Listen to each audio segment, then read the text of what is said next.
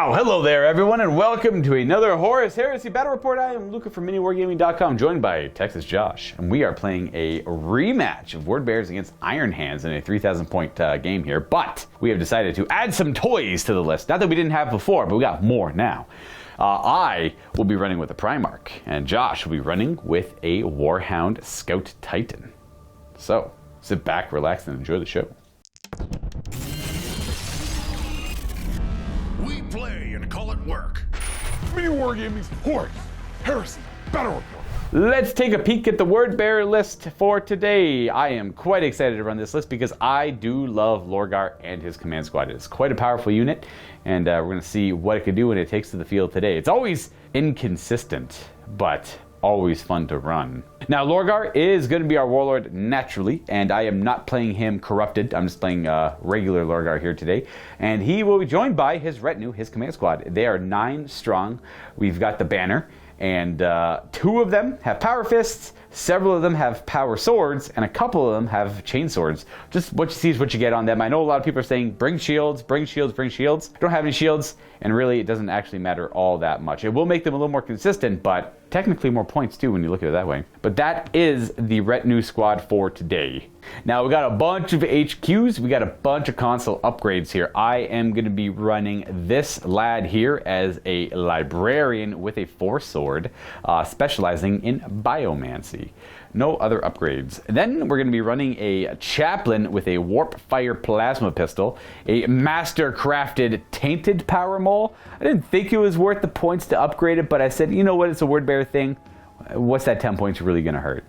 And otherwise, that is it on him. He is corrupted, I should say, actually. He is absolutely corrupted, so he can join a corrupted unit, which I'll talk about later. Then I have a Mortat with 2 warped fire plasma pistols. I corrupted his butt. I gave him a jump pack. He's kind of expensive, but not the most expensive, I guess. He's got a chainsword too, because he's keeping it real.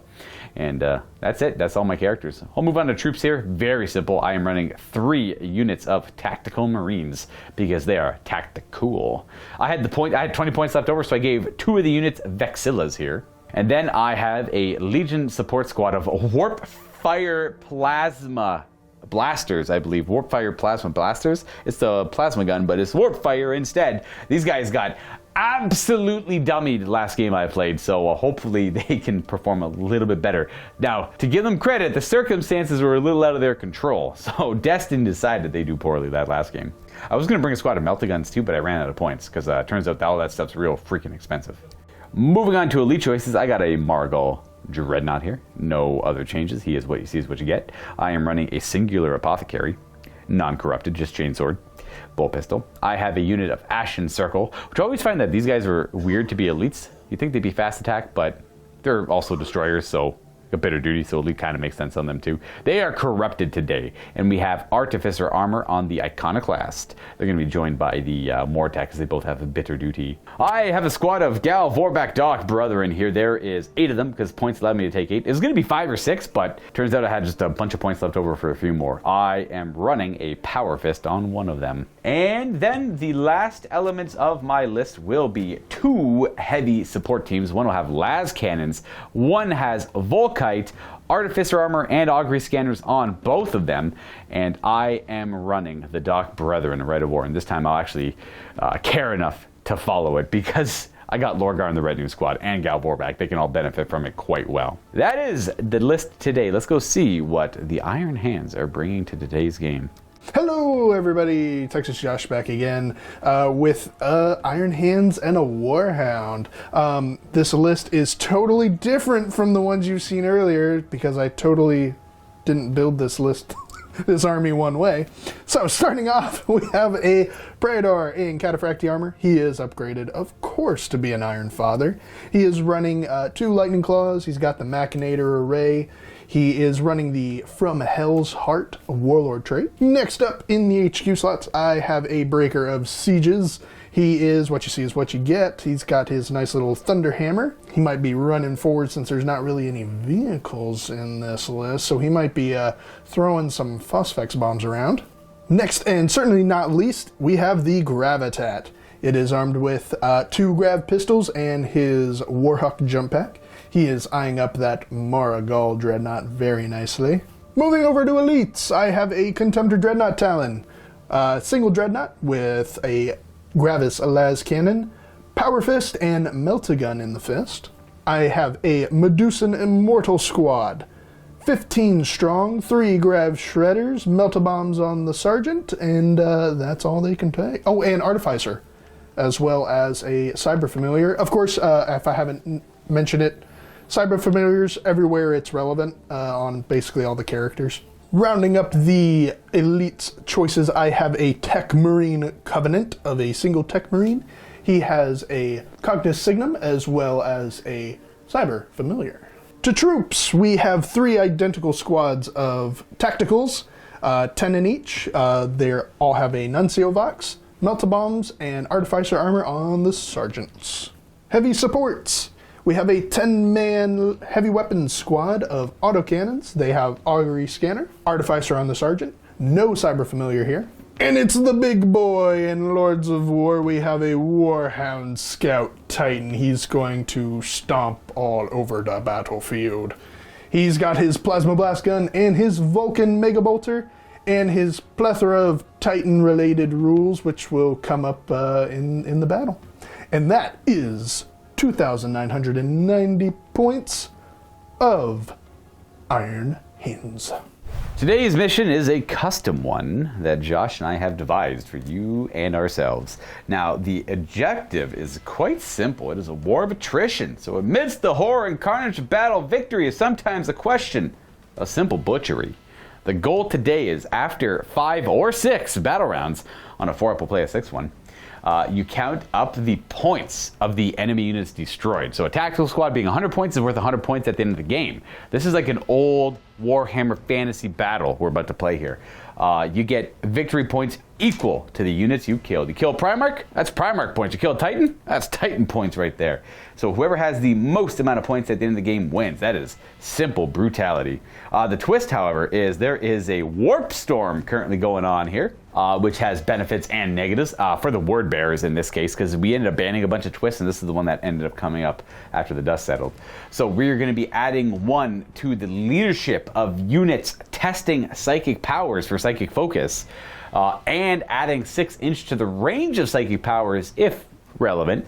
However, if that psyker should suffer perils of the warp, it is automatically 3 wounds to their unit instead of the D3. Now for our deployment, as you can see here, 1 player will be marching their forces onto the battlefield in a column, allowing them to deploy halfway up the battlefield but staying in the middle of that half, whereas the other player is deployed in a hammer and anvil style deployment on the other side of the battlefield, quite restricted but allowed to spread out.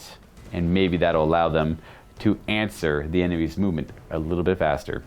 That is the mission today. Simple brutality will decide the winner, and we'll see how this goes. And this is the table for our game today. 1 player will be marching on up to about the craters over here, and the other player will be deploying along this line this way here. Don't know who that's going to be yet. I just wanted to give a shout out to some of the terrain companies here.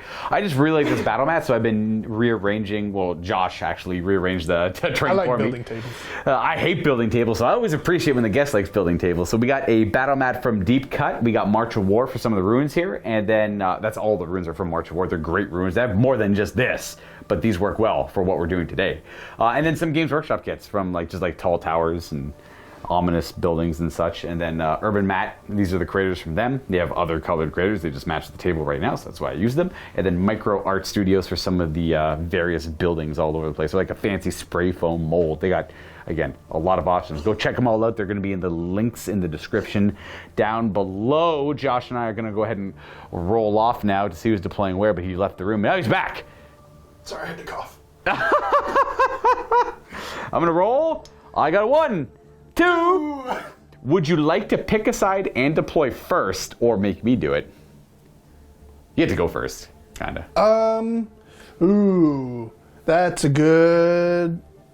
You want to think about it? Or... I want to think about it. All right, there you go. What's the verdict? All right, I'm going to take the small little deployment just so I have room to spread out my Warhound and stuff. And because these are the measurements for this one is I'll be deploying 36 inches up, and I believe I'm like 12 inches away. It doesn't really matter so much over here, but Josh will have 18 inches of deployment in a hammer and anvil style deployment. So we are going to go ahead and do just that. We're going to see the Warhound and the Iron Hands go down first, and I'll counter deploy with the Word Bearers. Check. And we're back, all deployed. So Josh and the Iron Hands with the Legio Storm Warhound have all deployed. So we have 15 tacticals, it looks like. 2 10s. 2 10s. Dreadnought, the big 15-man Medusan Immortals, 10 autocannons, 5 of the Volkites, command squad with the Praetor, and then another 10, and the Warhound. Do you have a name for it? Yes. Nice, that works for me. On my end, I put the Mara Gull down out of the grab shredder range, but obviously in range of like everything else. But like that's the most consistent thing at killing, so I want to make it a little saucy. I want to make it a little bit harder for you to make that decision. Rhino full of plasma. I got staggered tactical marines going back, so I got a squad of 10 tacticals. And they're kind of separated, so 10 tacticals, 10 tacticals, 10 tacticals. I got the command squad of Lorgar. The Galvorback are going up and around the building back there because I'm worried about the plasma blast gun. I got the las cannons on the upper level, the Ashen Circle with the Mortat in the back, and then over here we have our Volkite Culverin squad. That's about it. Josh will be going first because he deployed first. So I got the counter deploy, so it's more like the only counter deploying I was able to really do is kind of keep the Margal a little safe.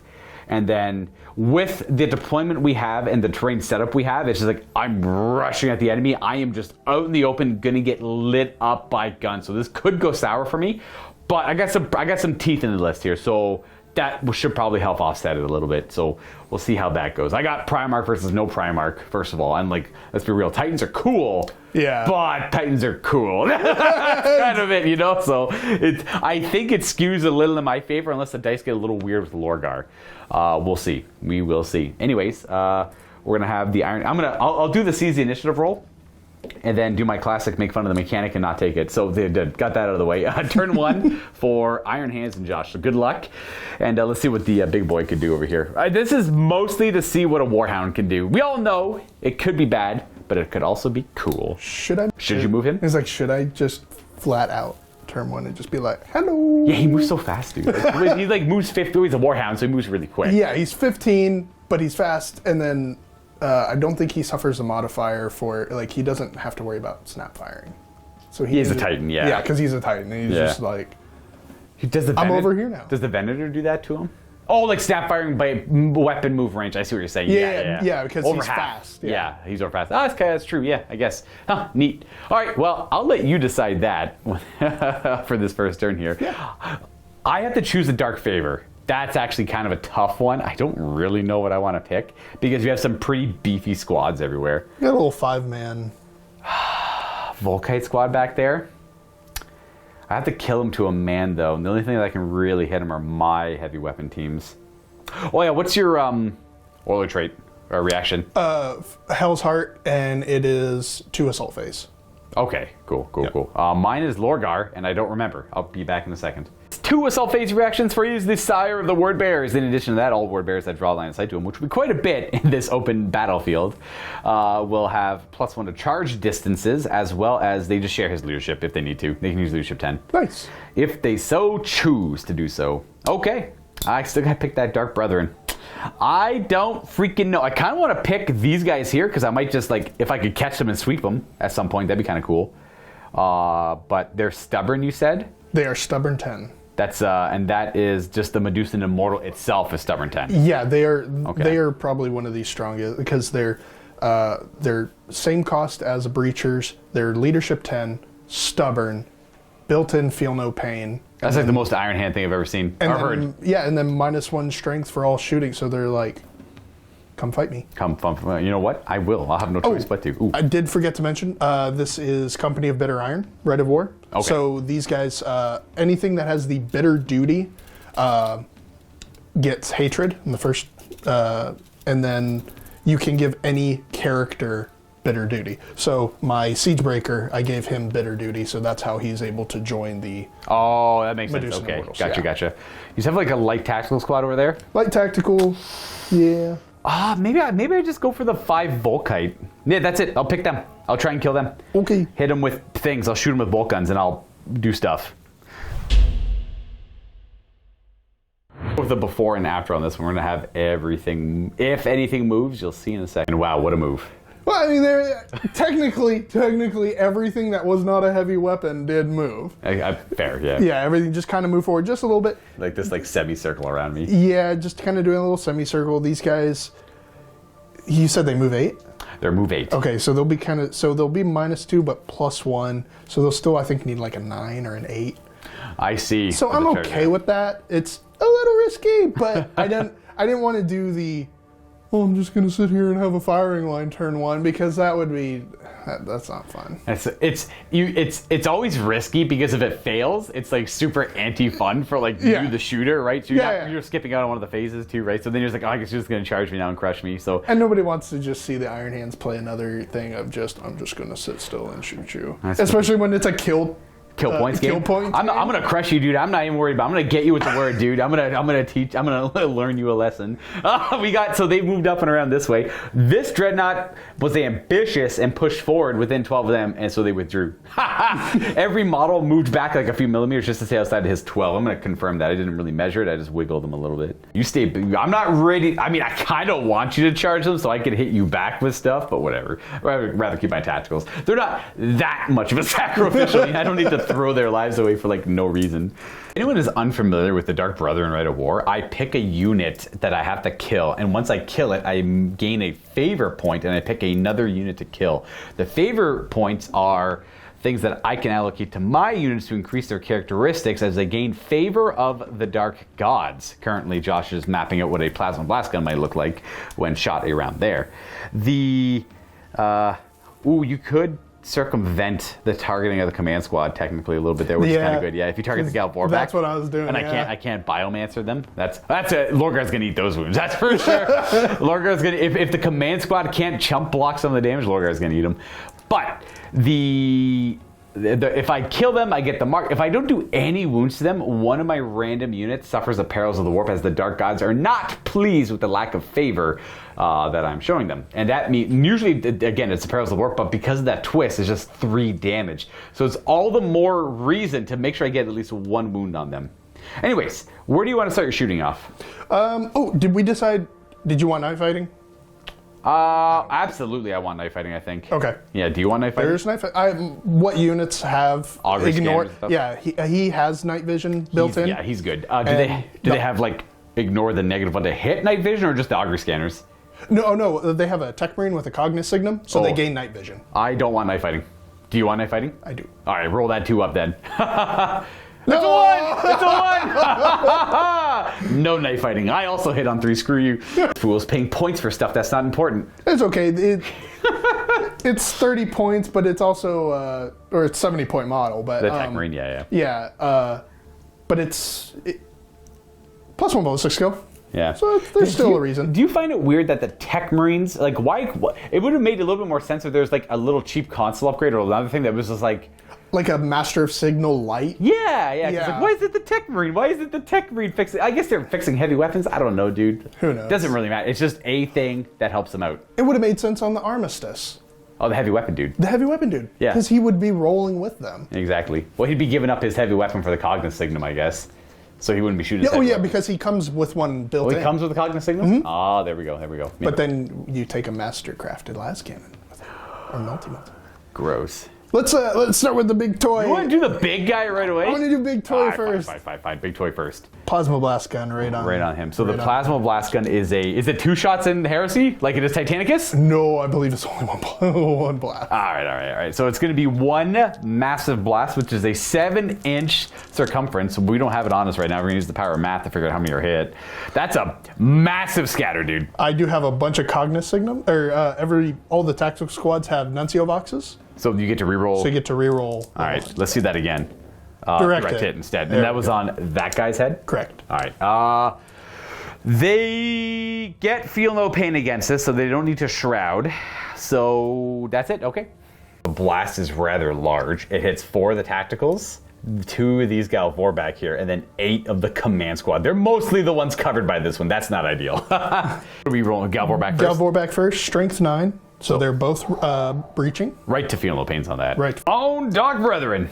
Oh, that's 2 damage. 1 wound left on the Gal Warback. I'll put it... I guess I'll keep it over there for theme. One of the... Yeah, I'll go over here. Boop. And then we got the 4 tacticals. Oh, 4 tacticals? Yeah, get that. There should be just 2s to kill. Boom, boom, boom. Did they get... Those are all the Plasma Blast Guns, minimum AP 3, breaching probably 3 or 4 up. So I got intervening models for 6 ups. That's going to save 2 of them, actually. Oh, nice. This 1 tactical is one of that guy's the one who's dead. You know what? Let's take this guy here. Oh, the 8 command squad. Whoop. Oh, wow. But That they was- get 2. I could take some of these on the command squad. They're 2 up saves. Yeah. There's no breaching. No breaching either. Wow. Oh, Lorgar's going to eat all these, actually. Let's be fair. That's not the Warhound's fault. That's Josh's fault. That's my fault. That's Josh's fault. Lorgar's going to eat... If Lorgar takes all 4 of these, I'll put 1 on one of the command squad. So like the 4th fail, I guess. He takes the damage. Okay.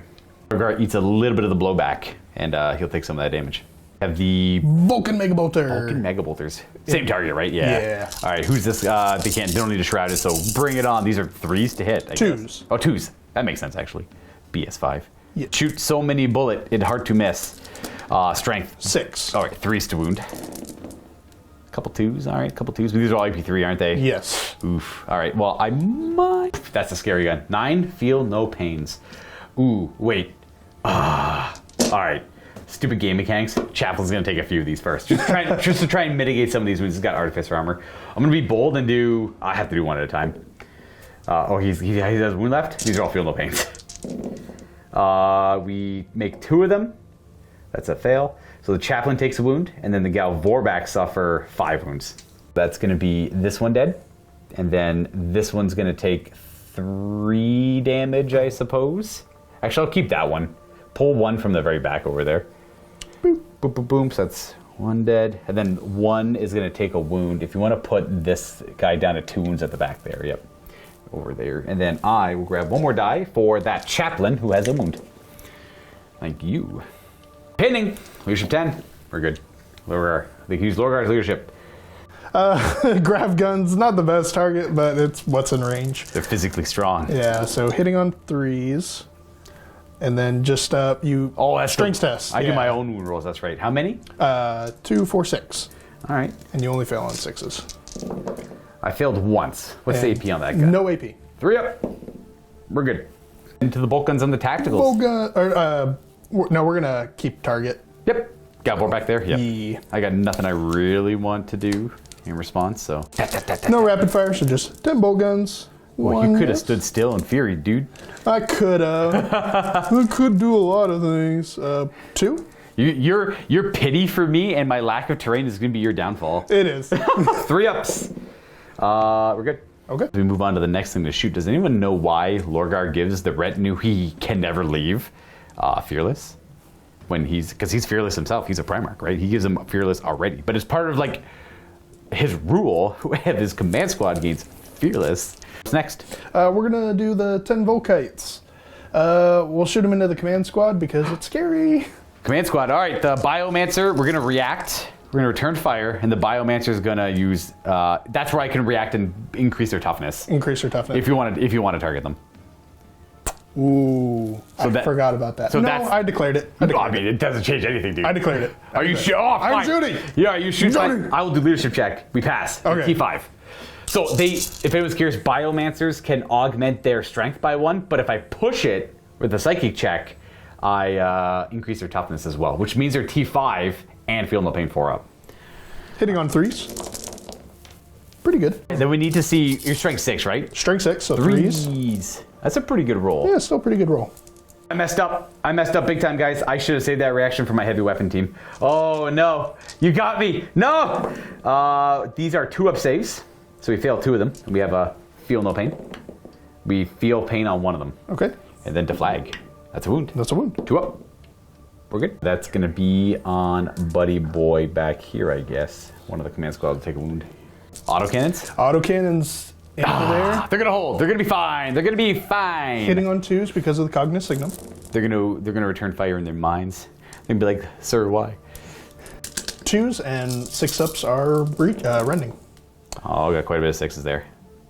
At 9 normals here, and then how many? 3 breaches. Let's do the normal ones first. 2 ups on the Artificer Armor guy till he's dead. Oh, he actually he tanked 2 of them there. Not bad. He's gonna have to take the breaches later, but that's fine. He's probably gonna die to these, is what I'm saying. He tanks them all, but he's got 2 breaches he's gotta take. Oh, 3 of them actually. First one, cover for ruins, dead, and then 2 more guys, cover. The 2 die. One's the champion who is kneeling over. And he dies, we'll say you die as well. That's a leadership check for them later, though. Medusa and Immortals will fire all their bolt guns into you. All right. Well, I can't basically do my hypothetical return fire. Oh, and then you would have made...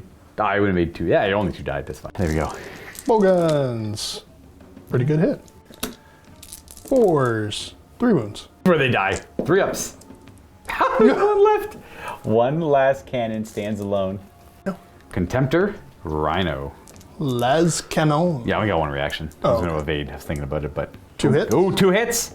9, 10, 11, 12, so nothing. So... Oh, no, that was a pen and a glance. Oh, I got 2 pens now. 2 pens. I'm going to roll just in case I have intervening models in the way. That's not good enough. All right, and then what's it going to be? It's weapon destroyed. But if it has no weapon destroy, I think you immobilize it. Oh. They hit the guns, and then because there's no other weapons to destroy, I only have the 1 combi bolter. He's now immobilized with a single wound left. But you know what? It ate some shots, I guess. And then you have 2 more units left. Yeah, far tactical squad, because they are just in range to shoot their bolt guns at closest tactical squad. Absolutely. Hitting on 3s. And then wounding on 4s. Ooh. Okay. This is actually, weirdly enough, this is the part of the Heresy I used to hate this is the stuff I used to think I wouldn't like about the Heresy back in when it first came out in 6th edition 40k, 7th edition 40k, where I'm like, why would I want to do Marines shooting bolt guns at each other? This is literally my favorite part of the Heresy. I love Marines shooting bolt guns at each other because it's just dicey. It's just like, wherever the dice go. How many was this? Sorry, I got distracted 6. by the beauty of the bolt gun shooting at the Marines. 6! All right. Bloop. You kill 3. Of these guys here. I gotta see the ranges. Oh, are you just? Yeah, I measured out from the back one. He was just in range. So I'll lose a variety of them. I'll lose 1, 2, 3 of them. That's a leadership check for them. The next squad, that's the squad of 10, squad of 10. There's a squad of 10 over there. So boom, these guys are next. Yes, 3s. Oh, they suck, dude. Go back to Bolter School. Back to Bolter School with them. 2 wounds. That is going to punk one of them, though. Not bad. That is the end of shooting. I do owe you a couple of morale checks. Leadership 10, because Lorgar's there. Or this banner, too. And then we have a leadership check on... How many I'll do the Galvorback just in case. Shucks. How many Galvorback did I lose? 2. They're good. I'd have to lose 3. Oh, thank God. I just did it just in case. I'm like, I'm not going to fail a leadership 10 check. I'll count that one for the last cannon, I guess. That's my last cannon roll. Did they roll a pinning? They did. Okay, yeah. Yeah, they passed their pinning. So that'll be my last cannon roll. That guy there, he's pinned. No, he's actually running. He's boogieing. He's gonna run 2d6, 9 inches. Bye-bye. Coming back, he literally jumped through the window, scaled down, shouldered his last cannon, looks at the Ashen Circle, is like, don't worry, this is part of the plan. I'm just relocating. Turns out where I was scuffed. Okay, that should be it, because I don't think I lost too much of anywhere else. Command squad just took a wound. Oh, the guy's inside of there. Yeah, that's right. Penetrating. They have to do a snapfire check. They're good. Cool. Gonna bring it to turn freaking 1 for these word bearers. We're gonna see what they can do. Lorgar is going to use the power of the word ability once per game. And I realize it says at the start of a game turn. I wonder if that means battle round or not. I can't remember what the definition of that for the Heresy is. Probably battle round, right? Probably battle round, yeah. That would have targeted the Galvorback. I'll just do it now. I'll say they would have targeted them now. They took a few extra wounds because of it, but I'd rather that be in effect. Okay, well, technically it lasts until the end of this battle round, so I wouldn't bother doing it now. I'm gonna declare it now that I'm using it next turn. So they're gonna have a 4-up feel no pain for the second game turn, and that'll last until the end of my turn, so hopefully that saves a few wounds on them. That's the rule built into his command squad rule, where they get a feel no pain. You can pick one other unit of infantry to get a feel no pain as well. And then we're gonna go ahead and move all of the things. We're gonna disembark the contents in here. Before they disembark, that's not where they end up. I just moved the models over here. They're gonna be a little bit here. They're gonna block the Margal a little bit. So he's gonna move. These tacticals are gonna move, and then he's gonna move, yeah, because they're a little in his way. Tacticals move forward. these tacticals move up behind them, and that leaves room for the Margal to push forward. Then the Margal with move 8 and move through cover ends up, and Pathfinder ends up right here. 11-inch charge in the Contemptor, but he's move 8, so that's +1, and he can draw line of sight to Lorgar. And he will draw line of sight to wherever Lorgar ends up also. So what do you think? You want to run away on that one? It's a 9-inch charge. No, I'm saving it for for falling back when Lorgar moves up there. I'm curious what Lorgar's charge is on them. So no reacting there yet, because it's a pretty reasonable charge for Lorgar to start get in there, start mucking up the, because he can just like kill like off the characters and all the sergeants and everything too. So that's pretty scary for you.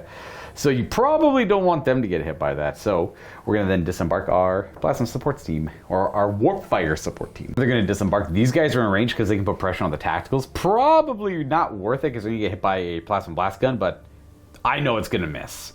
I'm confident it's gonna miss, and I don't have to worry about it. Because you got a reaction against that. I'm actually just gonna run Lorgar in his unit. And we'll see where that ends up. Because I don't want to risk the charge. I'd rather get that like just right in your face as much as I possibly can. Lorgar's unit runs there. Lorgar does pull ahead a little bit, but he can't break coherency. So that's where he ends up with the rest of the unit. And then the Galvorback are going to move. They're not going to run though, because I'm going to attempt to do some damage with them before they really get into the thick of things here. They currently don't have the Feel No Pain on them. So if they do get in combat, it's going to be a little suspect if it goes poorly. That's where they end up with a regular move. Would you like to react anywhere here? It's one of those, like, if you react away with the command squad, I'll try and get the tacticals, I guess, but yeah. I honestly think we're gonna chill. All right, no reactions, understood. The only other things I have are these tacticals are gonna move forward. I gotta rally that last cannon. He does, double one, nice. So he's back, and he's just gonna, I'll stand him up and keep him, I'll move him out in the open, I guess. Oh, but that's points for killing him. Let's put in a random half measure here, because I don't like saving points. I actually always hated in 8th edition fantasy. If you get anything to half, like if Lorgar's half health, he's half the points. Half points. If any unit's under half of its starting strength, half the points. That way, it's not like, oh, there's one guy left, I'm just gonna hide him, you get no points at all. I hated that. I hated that to the ends of the world. So no matter what, you've already got half the points for those last cannons. If you want the rest of the points, you gotta kill him. He's gonna stand, move him, yeah, just move him out into the road, I guess, like an idiot. Tacticals move there, and then the Ashen Circle did activate the jump packs, and they're jumping from behind the ruins to over there. Again, I'm just gonna try and put pressure everywhere I can. It is time to shoot. I'm gonna get a couple of basic things out of the way, like psychic powers, and then I'll figure out where I want to do my actual shooting. The only psychic power I really want to do is, there's no point doing the Biomancer's extra strength thing. I'm not charging it this turn. It's more of a and it lasts until the end of this turn, so no point doing Biomancy. But I do have Thaumaturgy on Lorgar, so there is some value in doing that. And I'm gonna target the Galvorback unit because I roll a die for every wounded model on a 5 to get a wound back, so I might be able to like get that couple wounds back over there. But I might do Thaumaturgic Sucker last, because I might need Diviner's Dart or something, if I could use that for later. So I'll do the rest of my shooting and resolve all that and see what that looks like. So we're gonna go, the Warp Fire Plasma Blasters are gonna just fire at this squad of tacticals here. And would you like to evade or return fire or anything fancy like that? I think we will just, we'll hold. Just gonna eat it? All right. Well, got some cover in the way. Only these ones are in range, so it's gonna be 14 shots. Well, these are 3s to hit. That's a pretty good roll. That's a spicy roll. These are strike 6, so he's wound on 2s, breaching 4 up. Wounding on 3s because -1 strength. Yes, these are strike 5. That's right, thank you. 3s. Well, it mattered for a couple of them. You have, what do we got here? These are all 6-up cover saves. Because I think obstacles only give a 6. They might be 5-up. I think they're, and that's a regular armor save. They're 5-up. 5-ups. You take, okay, 5. I just want to do a quick theoretical. What if I had, I would have saved 2. It's okay. And you have 1 armor save. We'll take it on the sergeant. He's okay. He's good. That's going to be a pinning check, though. That is. All right, pinning. Bing! They are not They're pinned. good. All right, do a little bit of damage to them. Not too shabby. That's a leadership check for them later, though. They might boogie woogie. This Dreadnought, eh? A Warp Fire Blast and a U. You could return fire it. It's probably not worth it because you're -1 strength as well, so I'm not gonna bother. Next up, we'll do these tacticals. We got 3, 6, 7 of them in range to fire at the Medusan Immortals. Would you like to do anything about it? No, they have built-in Feel No Pain. So True. No, you don't want to return fire? No? Are you sure? Okay. Trees! That is boop, boop, boop. And 5s. Haha, take that, 1 save. Phil. Take it on the sergeant. Loyalist Phil. He's good. Close. These tacticals, this guy's too far away. These 6 here have line of sight to fire at the Volkite there. The ruins are blocking the other 2 guys over there. So no reactions? No reactions. So 6 bolter shots hitting on 3s, wounding on 5s. Good start. And because that one's the hit over there. 2 saves. We'll take him on the sergeant. Oh! And then oh, that's a leadership check for them too. Hey, that's my dark favor. I don't get the point, but I also don't stuff the perils. Now, good job, lads. I know I brought you for a reason. It was definitely to chip a couple damage and not be lying. I don't think anything else over here wants to shoot. Everything that could shot is he could fire his warp, but I want to charge this guy, and I don't feel like getting hit by las cannon. So I'm gonna go Volkite. Return fire? I'll return fire. I hope I kill you. And you can kill me back, but if I kill you, I get dark favor. That's big. So here's all their shots before you return fire. Here's my 3s to hit. I don't know if that's good or bad. I mean, it doesn't really matter, I suppose, as long as I kill 3 guys. That's all I care about. Now, normally 2 swoon, but it's down to strength 5 now, which is only 3s. So it didn't matter for any of those. Okay, so these are just 3 up saves, right? 6, 9, 11. Ooh, I should do it. Do they succumb to Volkite? They do. Oh, dark favor, but you get to return the fire back to me. 3s. Ooh. Oh, you rolled like I did. Not well. Well, I rolled well enough. That's the thing. Yeah. Mine wound on 2s though. Yeah, I don't have fancy. I'll just roll a bunch of one. What do you got on me? 6. 6? All right, well, I'm going to do the same thing. I'll do Sergeant first until I roll a 1. Oh, hey, look, that 10 points mattered. 10 points mattered. 10 points mattered again. Oh, wow, that's huge. Cleared them off the crater. And we are going to allocate a dark favor somewhere. I kind of need the dark favor on Lorgar's unit so I can kill the Warhound with him. Because without it, my strength gets a little inconsistent against the front armor 14 on the. He's only strength 10. He's armor bane though. He's fine. He doesn't need it. The Galvorback could really use it though. Be a little cheeky. We're going to put it on the Galvorback, and I play it as only the Galvorback benefit from it, not the chaplain. However, because Lorgar is part of a retinue, they would all benefit from it because that is just one unit that can never separate. The instance is that if I wanted to put it just on the chaplain, only the chaplain would benefit from it. Now I know there's other rules out there that say otherwise, but like that's how I'm going to play it, just because I like to take the worst effect. You know what I mean? Like. That way, no one can get mad at me. Yeah, it's erring on like the safe side where it's like because you could argue like both ways, but it's like because if you ran it where the whole squad get it, well then what's stopping you from that chaplain leaving, joining another squad, and then it's like so now 3 units get it? Yeah, it's way cleaner this way because then no matter what, that squad is never going to separate. Now, like if I pick this squad, this guy doesn't actually get it because he's separate from the squad. He's an independent character that joined it. The other thing is, if the whole unit did benefit from it, that means the chaplain goes to movement 8. That means the whole squad gets an additional +1 to charge. That's a big deal. So I'm going to just the Galvorback go to move 9, and then they only get the +1 charge for Lorgar's visibility. Okay, well we got the dark favor. I got to pick another one. It's going to go on the Galvorback to reclarify. That increases their movement, weapon skill, and strength characteristics by 1. So the strength 6, weapon skill 6, and movement 9. And then that can stack up to 3 times before I have to start choosing another unit. But I don't have to put all 3 over there if I get another one. Now at the end of my turn, I have to pick another unit to try and go for. We'll figure out when we get there. The last thing to shoot would be the psychic powers from the unit in the middle. I am going to use Thaumaturgy on Lorgar to target the Galvorback squad. It's psychic focus. It is I think it's like Thaumaturgic Sucker. I roll a die for every missing wound, and on a 5-up, that model heals a wound. It's the 12-inch range. But in this case, it's 18 inches because of the twist. Does he pass? He does. Nice. All I have to do is roll for the chaplain and the 1 Galvorback missing wound. So the chaplain first does not heal, and the Galvorback doesn't. Okay. It's not like a great power, but it can be clutch when it comes up. Another little fun fact about Thaumaturgy. Did you know that narratively, the demon is the ultimate foe of the Thaumaturge? Awkward.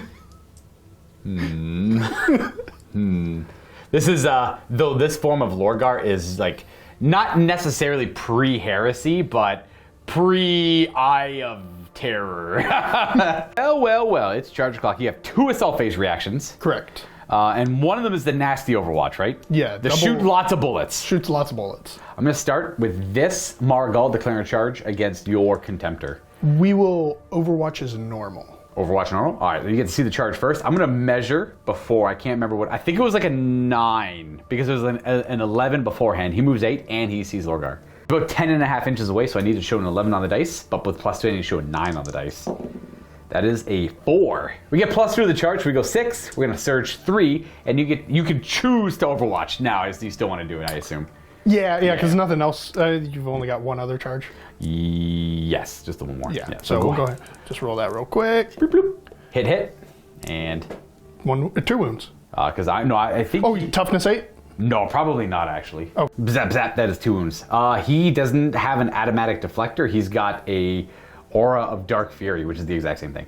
It's a shroud of dark fire. It reduces the strength of hot guns by 1, but not laser weaponry. So he takes 2 damage, and he's gonna surge forward 3. It's sucker. Boom. 6 wounds left on the Margal. I'll get you later. Don't worry. I'm not worried about it at all. The only other thing is the Gal Vorback declaring a charge into the Morlock squad, I guess. Is it the same distance either way? No, they're actually closer. They're actually about 2. It's weird. 2 inches further. Oh, okay. What's the distance to the Morlocks?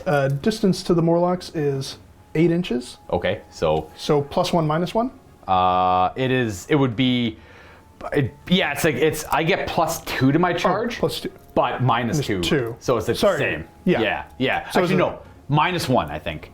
Because I think the whole unit has to be movement 8 or more to get the +1 to the charge. +1 to the charge. Yeah. Okay. But I see Lorgar. Okay. Yeah. So it should be a 9-inch charge. 9-inch charge. I will hold. All right. Holding the line. Oh, you got to do leadership. That's right. Hoo-hoo! You're stubborn. Stubborn, we're good. You're stubborn 10. Yeah. Because I got fear on them. Yeah. You almost ran away. Hold the line is very scary. So you're holding. I need to show a 9 on the dice. That's a 5 and a... Ooh! We got to fight. Oh, I lose my rules, though. That's okay. I lose my rage. That's fine. We're still weapon skill 6. They're still damn good fighters. So that's what it looks like after rolling that charge. They make it in nice and clean. I got a couple of pile-ins to do when we get there, but I'm not going to bother issuing any challenges because we're both stubborn 10. The Gal Vorback are stubborn, and they're 10 for Lorgar. And then you're stubborn 10 just by being a Morlock, or because of Praetor? Praetor. Praetor, yeah. Oh, that's what I mean, I can't issue a challenge because you're chosen warriors on everyone, and I'm also chosen warriors on everyone, and combat res isn't going to matter at all, so there's no point issuing challenges. And we're both fearing each other, but we're both ignoring each other's fear. Correct. Yeah, so it's like literally we're just going to throw stats at each other and hope for the best here. I get to go first with the Chaplain and all my Gal Vorback. Yeah, I'm all initiative 1. Yeah, okay. Well, hopefully I do a crap ton of damage to you beforehand. Yeah, there's not much of a difference for the Praetor to go. The only thing that would matter for the Praetor is if I roll only 6s to wound on the Gal Vorback, and it's just an array of instant death. So I'm going to opt to fight later with the Praetor using the Machinator array and all the lightning attacks, lightning claw attacks into that, because the it'll be +1 to wound at strength 5 as opposed to 5s you're rolling. It'll be 4s you're rolling. So take the gamble. Might be worth it. I'll go with the Chaplain first. Chaplain has a Tainted Power Maul, so he is weapon skill 5, and your Morlocks are weapon skill 5, so 4s. But I have Hatred. Okay, matters. These are strength enough to wound on 2s, because strength 6. 6s are instant death, though, because it's tainted. Oh, but there's no AP. Okay. It's just a Power Maul, which is AP 3. So you have to do 2 2-ups first, and then you can do a 2-up for a single one. Okay. So you're good. You're good. And then just a regular 2-up. That'll just do 1 damage. Okay, well, that was kind of cool. Almost got the 2 there. I usually bring the guy with the sword because the Tainted Sword's actually really, really, really powerful, but I used him as a psyker over there, and this guy looks like more like a chaplain, so. Then the rest of the Gal Vorback get to go, but not the unwieldy guy. All right, they're attacking with their Tainted Claws. Holding the line actually stopped 10 attacks here. Well, or more, because of the guy with the Power Fist. Losing Rage 2 is not ideal. These hit on 3s because of Rep Skill 6 because of the Dark Favor, and we have Hatred. Making their hits pretty consistent. Okay, well, 1 more. These are strength 6 now, so they wound on 3s. 6s are AP 2 instant death. Ooh, 2 of them. There's no shred either. Or strength 6, so 2s are good, yeah. So you have, these are all AP 3, these are AP 2 instant death. So you gotta do those ones first, because they're instant death. In bones. I kill 2 of them. Unless you weren't gonna put those on the Praetor, I assume. No, okay, yeah. It would have been nice, obviously, but like, and then these are all, then you just have 8 2 up armors, I guess, actually. Now we're just gonna do these other ace saves Real quick. Basically starting with the Praetor because he has Feel No Pain. Nice. And then he takes 2. 2. Oh, he's got 1 wound left. All right. And that's it. You get to pile in and fight me, and I get to go with my Power Fist at the same time. Morlock's piling in. Let's get my Power Fist attacks ready. Again, I only have 3 of them. Hitting on 3s with Hatred. Okay. 2 to wound. I'll reroll. 2 to wound. There we go. The instant death. It's a Power Fist, strength 10. So you... Oh, kills 1. Okay. But whoever dies fights. Yes. As well. Yep. Boom. And it definitely won't be the Praetor. We're going to roll up the Praetor's attacks here. He's hit me on 4s because I'm up skill 6. With Hatred. Hatred. That's his warlord trait, I assume. Or No, bitter duty. Bitter duty. That's right. Yeah. Strength 5 now. 4s with Shred. Shredding. And those are all AP2. Oh, scary. 5 of Feel No Pain. I'll get the 4 up later. Okay, well, that's going to kill the... Has he got 2 wounds on that one Galvorback? Yep, so he's got 2 wounds. It kills 2 of the Galvorback. The Power Axes on 5s. With Hatred, thank goodness. Okay. Easy to say I won that fight. You're stubborn 10, though. Yes. Yeah, so stubborn 10. Good, you're holding. All right, excellent. Praetor is a madman. He just took on 2 Galvorback by himself. These guys are all going to pile in towards each other. This is what it looks like after the dust is settled. The Praetor's got 1 wound left. My Chaplain has a wound left. 4 Galvorback versus 2 Morlocks. That one guy would try to go up and around. Okay, pretty good. That worked out really well for me. That hold the line was clutch. That was really good. I think that honestly, that alone, I think if I hadn't gotten rid of those attacks, they would all be dead. It would have been 10 more of those instant death attacks, and then it would have been 2 more strength 10 power fists as well. Yeah, that's a nasty unit on the charge, especially with the favor of the Dark Gods on. That will be the end of the turn. I have to pick another unit for Dark Favor. Very tempted to pick that unit there, because they're kind of hurt. And I don't have Hatred anymore, but I got that weapon skill over you. I think that's my best bet. I think I'm going to pick the Morlock. Well, it has to be the Praetor and the Morlock. Yeah, because it's a red. Yeah. I'm going to pick them. I think that's the right call. Would you, right? Does that feel right? I don't know. Yeah, I think you'll kill them in my turn. Yeah. And then... Be free to rampage around. Yep. So they're going to be my target for Dark Favor. And then in the new battle round, I'm going to use the Fortress, Lorgar's Fortress of the Word. I believe is the rule. He picks a unit within 18 inches, actually, or 12, but that's definitely 12. They get a 4 up Feel No Pain until the end of this battle round. And then the end of my turn, I did forget a couple things. Well, I guess it's technically the end of my turn, I really forget it. It will not die on the Marigal on a 5. Oh, he hits it. He's got 7 wounds left. And Lorgar has a 4+, it will not die. He does not hit it. We are only on to the second battle round. We've already had a crap ton of action. Oh yeah, I like it. It's a lot spicy. You've almost nearly lost a retinue squad, and you're killing quite a bit of my stuff. But we got the real scary unit coming up the middle here. They're quite nasty. But I mean, you're a stubborn 10 unit. I just have to get through the wounds. Is what I have to do. Yeah. We're gonna have the Mortat activate his Warhawk jump pack, leave the Breacher team, and he's got those are the most suspicious looking grab guns I've ever seen, dude. What's up with those grab guns? They don't make... Well, okay, I need to source some of the 40K ones, but they only have it for the one hand. So I gotta do a weird thing, cut a hand off. Hey, they're just fancy Iron Hand grab. I get it. Yeah. Is it like an Iron Hand thing to take grab stuff, or is that like everyone can take it? No, it's an Iron Hand. It's a well, for grav pistols, you're paying for plasma pistols. Okay. But it's no points increase, and then you can upgrade a graviton gun to a graviton shredder for 5 more points. Oh, because everyone has access to graviton guns, but the shredders are better. Yeah. Because instead of a blast, it's assault 2. Yeah, that's way better. Way easier to resolve too. Yeah. Well, especially why have 1 hit on a dreadnought when you can have 2 hits on a dreadnought? Exactly. More attack comes forward, and those Medusan Immortals are holding the line against Defiance. Oh, I owe you leadership checks. Oh, you do. These guys have to totally leadership check, and they are going to hold. So. It changes nothing. Much I can do to save this guy. Staying far enough away there to not let me react. This guy going forward that way only allows me to react that way, which wouldn't get me out of his range. So, ooh, they could react away though. I might do that. They might, when he moves there, they might just scoot their butts backwards a bit, withdrawing from the advance of the dreadnought. And then, are these guys just staying still for Fury? Yes, they are staying still for Fury. Fury. Same over there, Fury.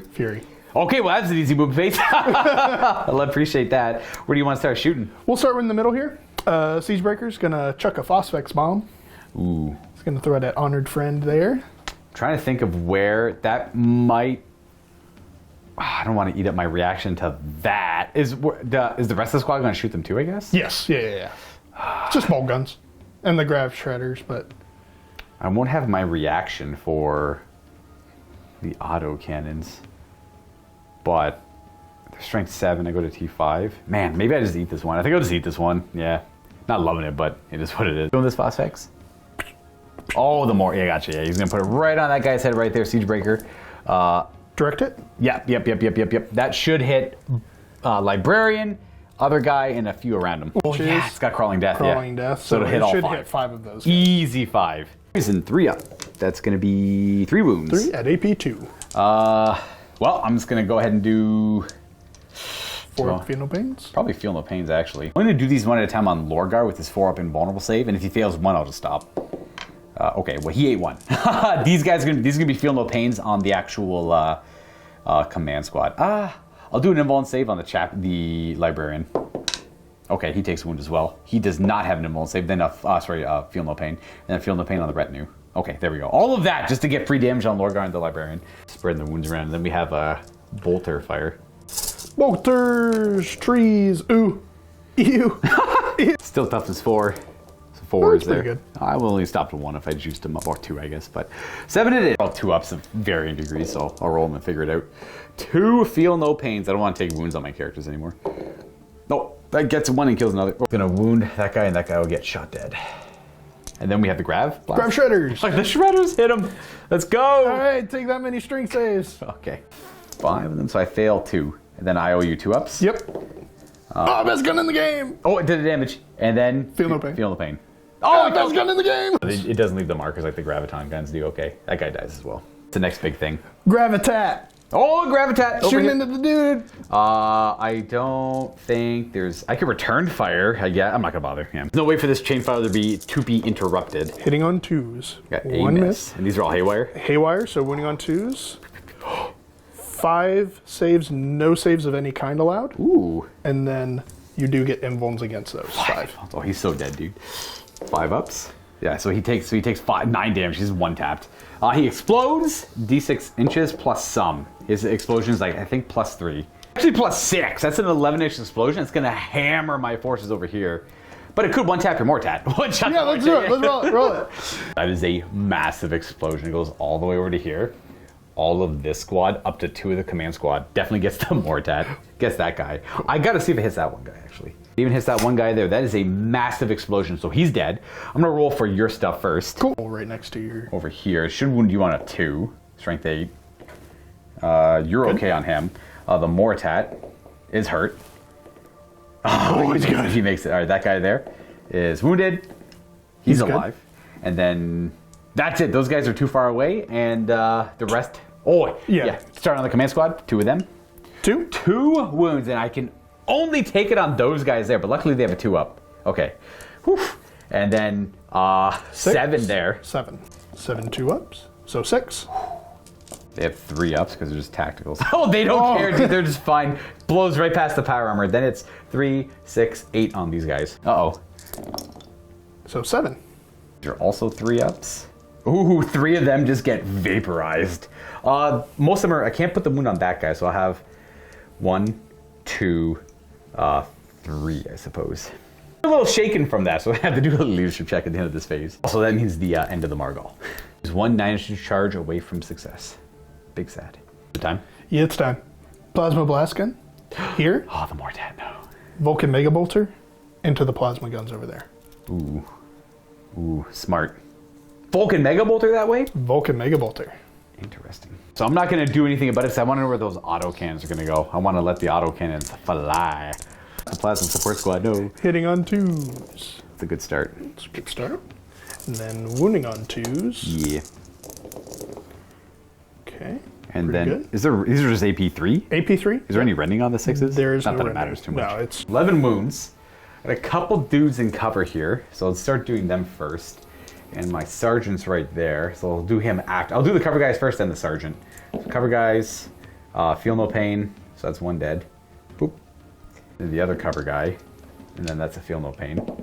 He's dead. And then we got the sergeant 1 at a time on 2 up. I got all these saves though. This is gonna be a pain in the butt. Boom, boom, boom. 4, 1. Feel no pain. I'll just pick this back in the pool. Oh, he makes it. Nice. All right, so another. All right, we'll keep going on Sergeant. Okay, he's determined to die. All right, he's dead. Bleh. And then the rest are just feel no pains because there's no more cover. 4 more. Nice. That was a good shot. That makes the Warhound look good. 1, 2, 3, 4, and let's just say that's a leadership check for later. This looks like a very similar position for my Warpfire support team that they were in last time. Just saying. And it's also pinning and shell shock. Oh, pinning! That's right. What's the shell shock level? 1. 1? So they do use Lorgar's leadership if they can see him, so they're going to go down to 9. They're good. They're good. No pin. I understand that was a great candidate for Dark Martyrdom, but I think they aren't going to be able to accomplish too much with this monster running them down. I would rather Dark Martyrdom over here and have the extra bodies. Now, question is, well, we've got to resolve the blast still. All right, does it hit? So it's going right on the back template there. That way it'll hit all of these guys and these 2 guys. Oh. Hey, nice. So it's going to hit 2 tacticals, the Moratat, and 4 Ashen Circle? Actually, it might only be 1 just because it's... yeah, it's only 1. 3.5 inches. Yeah. There's only 1 tactical. Okay, roll it up. Does the tactical die? Yes. And breaching, so he is... I'm just going to go ahead and... Yeah. Roll it up. These are 2s. Breaching 4 up, right? Yes. Otherwise, AP 3. Yeah, okay, that's kind of scary. Unfortunately, my sergeant's a little too far away, so I'm going to have to... No, he's in range. Oh! Because that's how I got 6. I see. So Yeah. he is in range. So I'm going to do these 1 at a time on the Artificer Sergeant until he decides to fall over dead. So I got 4 more to do. I think I just have to have 4 Ashen Circle die because it's AP3 on the Plasma Blast Gun. I'm going to risk the Refractor Field save, so... Bleh, and then the Iconoclast is back. Does he have to take the rest of the saves now? No. Is it same attack, same phase? Okay, so then what would make sense is then these guys die first, and then he takes those last 2 saves.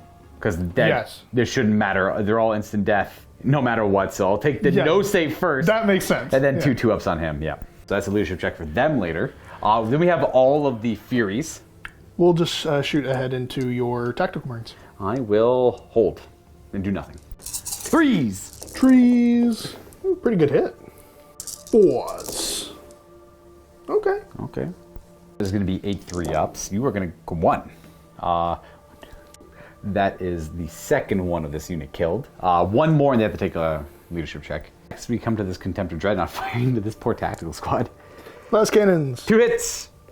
Whap whap. 2 dead. Do I lose the Vexilla? I guess so. Dead Vexilla. That's a leadership check for them right there. And we have a Melt-A-Gun in his hand, which hits. Whaps. Oh, might as well lose that guy. And that is a leadership for them after. The Volkite's up next. They're going to fire at the command squad. Autocannons. Autocannons. Yeah. I meant the autocannons. Yeah. I'll probably dark. Yeah. So there's a reason why I'm doing it now. Ooh. Because I was going to shoot the bolt guns into him. I didn't want to do like 1 wound and then do that and be like, oh yeah, I'll just take 1 exactly, wound. Yeah. I'd rather get a confirmed 2 wounds off a 2-up armored dude. Right. And then shoot bolt guns. I'm trying to think. I'll do the Dark Martyrdom here as my reaction. That just, what this means is we don't roll any dice. I take one of my models, I stand in front of every shot and die. So it nullifies the autocannon shooting. I'm curious how much damage, I'm going to do it no matter what. I want to see. You want me to roll it up? I want you to roll it up. So I want to know how much, I'll take a power sword, I guess. What nastiness would this have done to my unit? Hypothetical, so hitting on 2, so only got the 1 miss. Tech Marine down there with the Signum. Yep. And then wounding on 2s, 6s are AP2. This is probably definitely the right call. Yeah. This is almost certainly the right call. Okay. Oh my gosh, this has 6, 12, 13 regular saves and then APs. Oh, I for sure did the right thing here. Skip ahead if you had hypotheticals, but this is my battle reports with the hypothetical show. I always like to know. So these are, so that's 2 wounds so far. This is only 12. Oh, you want more. So 2, so that's 3 wounds and then the Rens. So that's 5 damage there so far and then the Feel No Pains. Okay, so it works out. It's the exact same thing. It works out to the exact same exact outcome. Obviously anecdotal, but still, that's you're rolling up dice. That's I thought using this here might have saved like 2 wounds. There's nothing in your list that I can really use that against to full effect, because it's like if you had like 10 las cannons. Yeah, that's like outstanding. And I can't use it against the plasma blast gun. I can do it against the Vulcan mega bolters, but like that's not good against them. Yeah, so it's like, I don't know, like that is the best thing I could do it on, I guess. That means we're gonna move on to this squad of Legionnaires. Furying, but this guy gets to shoot 3 times. Yeah! 3s and 4s! Ooh, that's okay. That's okay. They roll. 3 wounds. Boom, boom, boom. And I can't react and put up my Biomancer power. So these are 2-ups. We're good. Move on to this squad. Same target? Same target. Boom, just right into the command squad. All right. 3s and 4s. Okay. That's pretty good. That's a roll. 4 start. Let's do another roll. One more roll. Hey, that's a roll. That's actually really good. All right, Artificer Armor, do you hold up? You do. You do, absolutely. We're just rolling dice for no effect. I know it's not the best target, but I don't want to do any more wounds over there and make the charge even harder for the Dreadnought. Yeah, I get that. Speaking of... I owe you a crap ton of leadership checks. Oh, yeah, you do. You Furyed everywhere. That's right, yeah. Right over here, and we're going to work our way around. I'm almost certain they can see Lorgar. If not, they're still leadership pretty good. They're good on an 8. These guys here, see Lorgar. They're good. It actually mattered. They're leadership 8, so they would have ran. Those guys there, they see Lorgar. Oh, they're out of here. No, they're not. They see Lorgar. And over there, bloop, they see Lorgar. There we go. They're not that it's too bad on them. They're corrupted, so they wouldn't have run away. They would have just taken some damage. But still, there's only 3 wounds left in that unit, so they could easily die. Dreadnought charging here. Oh no, I get to see the roll first. So I fail. How many charges do you think you're gonna be doing here? That's it. I'm gonna over. I can't. Actually, I can't hurt you because I'm going down straight 3. I stick my tongue out. How desperate he is to reach out to them. He surges forward like my Maragons. Like, you're so close. I just want you so bad. Oh, last cannon. So let me get you, dude. It's got like this super powerful energy weapon. He's like, I can kill you more efficiently if I just get my hands on you. Are you sure you don't want to charge here? They can't. They fired rapid fire weapons. You're right. Well, that means we have just one thing to resolve. One little tiny thing to resolve here. No. Just the retinue squad's got to die. Well, you had mentioned off camera, sir, you'd like to issue a challenge. I immediately took it back. Okay, never mind. I say one thing off camera and then no. So idea was have the warlord issue a challenge, strike at initiative 5 with his lightning claws, and even if he dies, his warlord trait, he gets to fight on death. Yep. Might as well not issue a challenge. Fight normally. That way the attacks can go into the squad, and then if he fights on death, then I can do the attacks with his Machinator Array. Okay, understood. Well, are you going to fight with him at initiative 5, or are you going to wait till 1? Fight at initiative 5. All right, so that means I'll let you do your attacks first, but we're fighting all at the same time here. There's a little bit of piling in there. We're going to go ahead and do yours first. Hitting on 4s because I'm up skill 6. No hatred anymore. I don't have it either, though, so that's probably a wound. It was shred, though. Lightning claws. Yep. Currently, because of Lorgar's ability, a 4+ feel no pain. Not that it matters. Be a wound. I can go on kind of anyone. I'll put on the guy in the difficult terrain there. 2 wounds left on him. And then I'll go with all my initiative 5. We'll start with the Chaplain, I guess. It doesn't really matter who I start with. I actually have 4 attacks because 2 weapons. Then hitting on 4s. No hatred anymore. But he does have a master crafted weapon. Okay. And 2s. Okay, instant death, non-instant death. So okay. 2s are both 2-ups. Oh, okay. So boom, boom, boom. You're good. Good. Here is the Galvorback hitting on 3s. No hatred, though. And these are 3s to him because they're strength 6, and 6s are good. Ooh, no 6s, just 3 2-up saves. 1 damage. 1 damage. Then the unwieldy stuff. We'll go ahead and get the Machinator Array out of the way. He's got his couple extra attacks there. Shred. So that will wound. Yep. And then Shred. 2 wounds at AP 2. Feel no pains. Damn, not making much of those. So we got 2 damage so far, which means this guy is going to die. And then you get your Power Axes. Power Axes hitting on 5s. Hey, there we go. Not too bad. And I'm T5, so a wound. 1. Right through the armor. Damn, no feel no pain. And that guy will take up wounds. Then I got to resolve the Power Fist attack, which is just 3 attacks on 3s and 2s. Can't reroll that. So it's 1 invuln. You're good. Good. All right, that's it. You do win that combat. Interesting. I am stubborn. We're good. That is all she wrote for the turn. We're going to go on to my turn 2, where I have to make a decision with that command squad on what I want to do. They gotta kind of tango with this dreadnought a little bit. I have to do like a weird maneuver though to see. You have 2 move phase reactions? No, only one. One. So if I move this way, you might be like, oh, I'm gonna run away. But if I just keep like one of the command squad over here, we can still charge into the Medusans. So I'll probably have to do something like that. I've decided I'm gonna commit to taking out the Medusan Immortals because well, not commit. I'm gonna try to, just because a lot of points there. If I could kill them, and we got obviously a Primarch who can like pick and choose what he kills. This guy's done his job. I don't have to worry about him as much anymore. He killed the one thing he's here to kill. Those grab guns aren't necessarily good against anything else.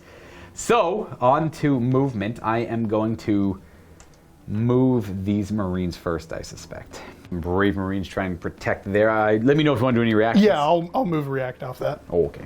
I'm gonna react to that, get closer to him there. Like as an advance. That's your one reaction? Yep, one movement.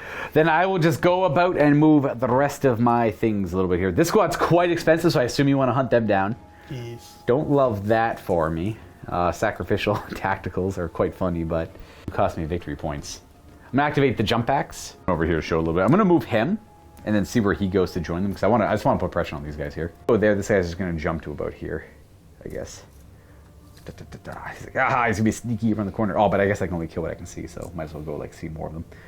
Last cannon's gonna stay still and shoot a last cannon, I guess. And then I'm not too sure why these guys don't really need to move forward all that much, but they want to, so they're going to. So they're gonna end up. These tacticals. Oh, I gotta come back to them. I'm gonna move my command squad around a little bit, and that's how we're gonna move them.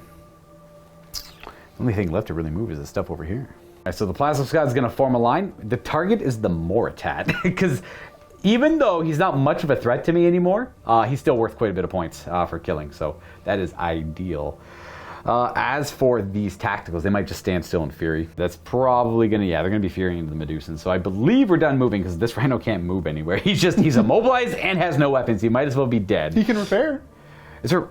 there's 6-up repair. That's right, the 6-up repair. I forgot about that. The Rhino repair. How could I forget? Oh no, it's 4-up. It's actually 4-up. Oh, they made it 4-up? They made it 4-up. Why is the Rhino repair so legendary? It's not nearly as good as 10th. 10th edition's Rhino repair has never been so strong. Every turn, I think it's every player turn, heal a wound. It's not bad, not bad. I like it. As opposed to the 6. I didn't roll the 4 anyway, so he's all good.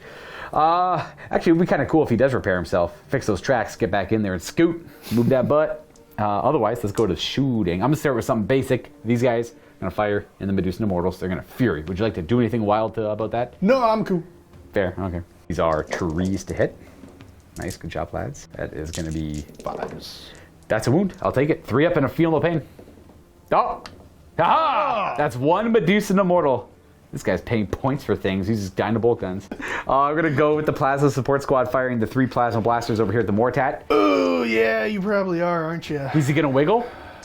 Nah. He's just going to eat it? Yeah, he'll eat it. That's fair. It probably won't. He's only got a couple wounds. If I get a few breaches, I guess I can get lucky. He's got a 2-up feel no pain. 2-up feel no pain? Oh, like, yeah, he's got 2-up armor save. These all hit. And 2, strength 5, so 3's to wound. Oh, only 1 breach and 1 save. So 1 save. Good. Breach. No. Ooh, he's got a wound. He's got to do a pinning check. Oh, no, no, no, no, no. Is he pinned? He's pinned. More, not 9 on a console? Yes, they are. Oh, wait. No, no, no, no. Wait. Are you... I don't have corrupted anywhere near him. Oh, okay. You're probably good. For shooting, I got a couple units to go, and then I got some Thaumaturgy probably. So I'm going to go Moritat, Chainfire into the Legionnaires. Would you like to react? Oh, I'm thinking so. You could shoot or wiggle. I think we... I don't think you're going to charge. They can't charge. Oh, they can't charge after the that. Chainfire, yeah. Ooh, that's actually good. Let me think about that. We're wiggling. Wiggling. All right, so here are 2s to hit, and we are firing Warp Fire Plasma, so we do not get hot. So Chainfire never fails here. And 2s. 3s. 3s, because you are Iron Hands. That is all breaches. Just 6 saves. 6 wiggles. 6 wiggles. Oh, stops 2 of them. 3 of them. 3 die and a pinning check. And then, I guess this guy's got a hand flamer. Makes more sense to do the hand. Did 1 break? Nah, it's okay. Oh, just the magnet. Go ahead and do the hand flamer now. I'm gonna go. I wonder if this point's within 6. I might go something like that though too. You know what? I'll go on this side there because I think it's probably something I can see. So I could put it like here. I wonder if there's a better spot for it. I'll just hit the 4. Works for me. Probably can't get 5. Well, because I think you were a little bit further forward. So I think you could do, because I think it's just touching that. Yeah. Probably Maybe 4 is my best right bet. there, yeah. It is a strength 4 flamer, but they're iron hands, so this goes 2 5s to wound them, which is okay. I'll take it. 1. Armor. Yeah. Okay. 3 up. Ah, and a wiggle. Wiggle. No. I probably can't wiggle torrent. Oh, flavors. Yeah. But we got him anyways. Pinning. Aha. You're good. They're good. Oh, it's -1. Oh, so they fail. Because, but you're within your banner range. Oh, yep. Yeah, so okay, they're 10. So yeah, that was definitely me thinking of the situation out loud without kind of like, okay, well they pass away. No, I'm corrupted. You fail. Oh, the banner makes you 10. Never mind. Hell yeah, banner. He was 1 wound away from dying too. Look at that. Always take a banner. I like the banners. I think banner is probably one of the best. I agree completely, actually. Yeah. In this edition, it's like 100%. 100%. Like so good. It's just like even if you're not taking even if you're not putting your Praetor in the command squad and you're taking it for like a Praetor or a Centurion, because I think you can take it for a Centurion. It's one of the console upgrades. I don't. It's like standard bear or something. Oh, yeah. The Herald. The Herald, yeah. Yeah. Oh, yeah. Herald, 100%. But I just mean like the command squad in general. They're just they do have a lot of utility. I love the command squad. Absolutely, yeah. Because I never ran the banners before, but now they're scoring. That's the main thing, really. The scoring's the main thing. Yeah. Scoring's huge. Okay, well that's not bad. They passed their pinning check, so we're gonna go ahead and fire bolters at the Medusa Immortals. All right, now we're gonna fire 12 shots over there because 5 are rapid firing, 2 are not. Tap, tap, tap, tap, tap. 3's to hit and 5's to hurt them. Because the iron hands, baby. It didn't matter for any of that. 4 wounds. Shenanigans on the sergeant. All right. 2 ups. 2 up, Oh, feeling the pain? Hey, oh, that was a clutch feeling the pain. I like it. 1 las cannon that's gonna fire at them, I guess. Strip a void shield? No, I'm not gonna. I'm gonna shoot a damn tactical. Dead. Oh, you get intervening models though. 6 up cover. Woo! Nope. I don't want to forget my Volkite back here too, eh? Volkite and the Medusan Immortals probably. That could chip off a few of them too. We'll do these 10 at a time. These are 3s to hit and gonna be wounding on 3s because it's rank 5. So it's gonna be 5 so far. And the other one. There's actually more dice I have to throw, my bad guys. And then another 1. Another 4. Because they're 3s to wound. Yep. And then I do only 5 more. I only rolled 20 dice. I forgot the 25 shots. So here's more dice rolling and 1 more. And the Immortals. 3 ups. Oh. Oh. Oh. Oh. Oh. 7. 7 deflagrates. Oh. And let me show you a totally fair and balanced heavy weapon in the game here. There we go. It's gonna be 4 more wounds on them. Okay, 1. Okay. Only kill 7. That's a leadership check, though. I hope they don't run away. But they run. It would be the worst ever. 3, 4, 5, 6, 7. I feel a little bit more confident in fighting them now. Oh yeah. I feel more confident for you. I'm gonna go with the command squad is gonna fire at them as well. Lorgar is gonna opt to not shoot, and he's gonna perform some thaumaturgy, and the Biomancer is gonna do biomantic augmentation, I believe is the buff. He's gonna push it though.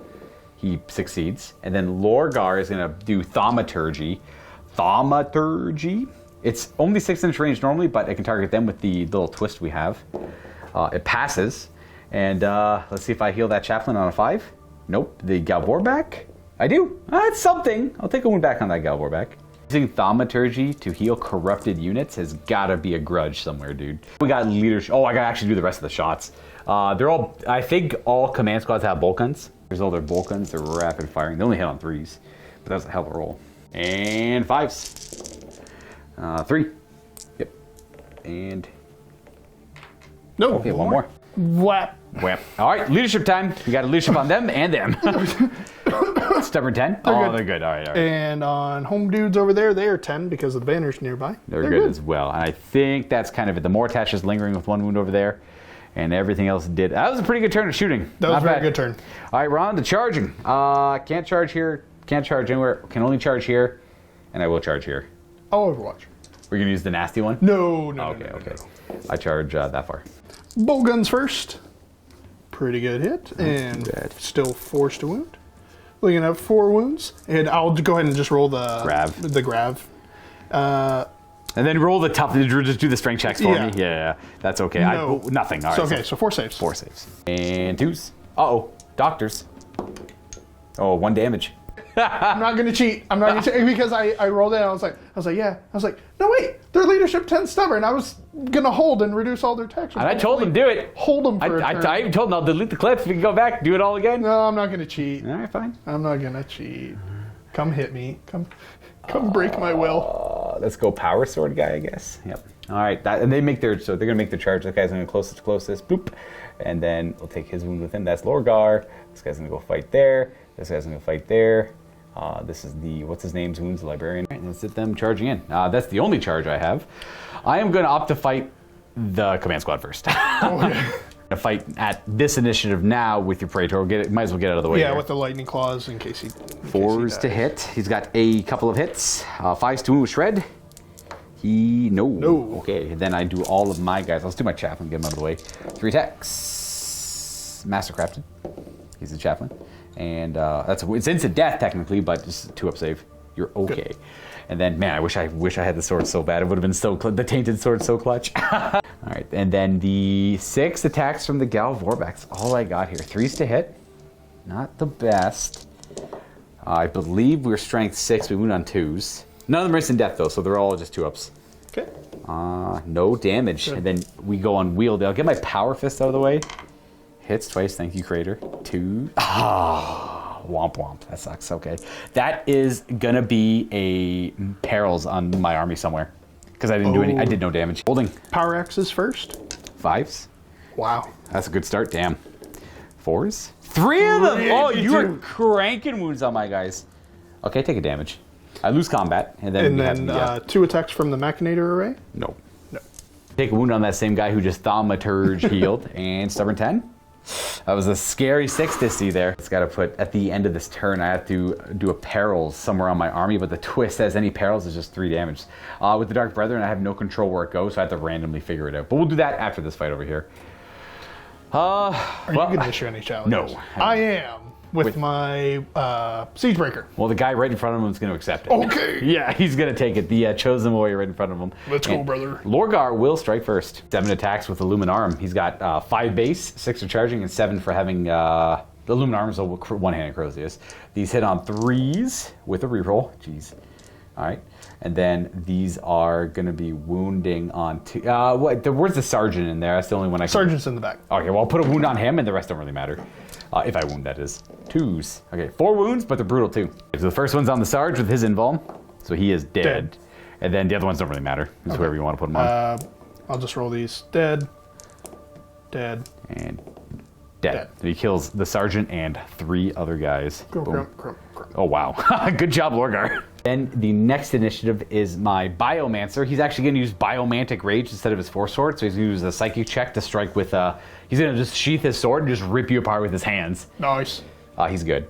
5 attacks with his hands. These hit on 3s, I guess. And these are strength 10, so 2s. Only one's rending. The other one, otherwise they'd be 4. So 1 3-up armor save, and then the 1 invuln. And no feel, no pain, just kills him. Boop. And then my actual command squad go. And boom, we piled in, and we get to see what they can do. Do the guy in the challenge first. I am weapon skill 5, as are you, so 4s. And I am strength 5 with the biomantic augmentation. So that's a wound, but you have a 2-up save, it's just a power sword. And then the other 3 guys with power swords. Probably wondering why power swords, Luka? Well, that's what they're modeled with. I put the biomancer in there, makes them +1 strength, it's not the worst. These are hitting on 3s. It's not a bad go. And wounding on 3s. And we have, okay, that many. 5? Yeah, I don't know if you could choose to do the AP rendings first so they don't go on the Mortat. Yeah, we'll do those first. So first one, he dies. Dead. And then the Mortat takes the invuln there. He takes a wound. He's and down then to 1. He's got 3 2-up saves. 3 2-up saves. He's good. Okay. He gets to fight.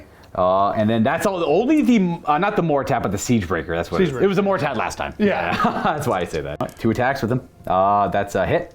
2 hits. You will only be hitting on 4s. Well, hatred, because Yeah. bitter duty. True. And okay, so only one. It's a wound. What's a wound? I owe you 2 saves at just killing the crap out of that guy. Because he's got no invuln, so he's just dead. And then I don't know if the Power Fist actually would be able to attack, though, because of the order of things, because they would have been back here. oh, So I think they're just going to pile in, and I'm okay to pass on them. I think you're just going to run away. Yeah. Hopefully. let's go ahead and roll that. Yeah, probably. Yeah. Because I killed, 7 guys or something, and you just killed 2 wounds worth? 1 wound. I only did 1 wound. All right, so let's go ahead and do a sweep. I rolled 2 dice because of Crusader. I got you. You got me. All right. And then they consolidate. Scatter! Like the rats we are. We got a Titan looking at us. We don't like that. And that's all we're really able to accomplish. Look at that. There he is. Look at that Titan. Oh, he's gonna move. He'll move. What a good boy. Here's a Primarch right there. Go get him. That is the end of my turn. I have to suffer a random peril somewhere. 10 units on the board here. I'm going to start. That'll be 1. 2 for the Galvorback. 3, 4, 5. 5 is the last cannon. 6, 7, 8, 9. 10 is them. See if I can remember that. 9? Oh, the tank. Oh, the tank! No! He's dead, dude. He just dies. Does he can't explode. He's just a smoking wreck. What? No! The wrath of the gods! Why would they do this to my Rhino? Keep it simple, and there's like a lightning bolt that just smites this tank and just... Smite me, almighty smiter. Damn, gods, that was hardcore. There might be something weird about vehicles periling, but I'll just keep it simple. That tank's dead. I'll count myself lucky and just sacrifice the tank. How dare you not kill that unit that literally only has 4 wounds left? Why?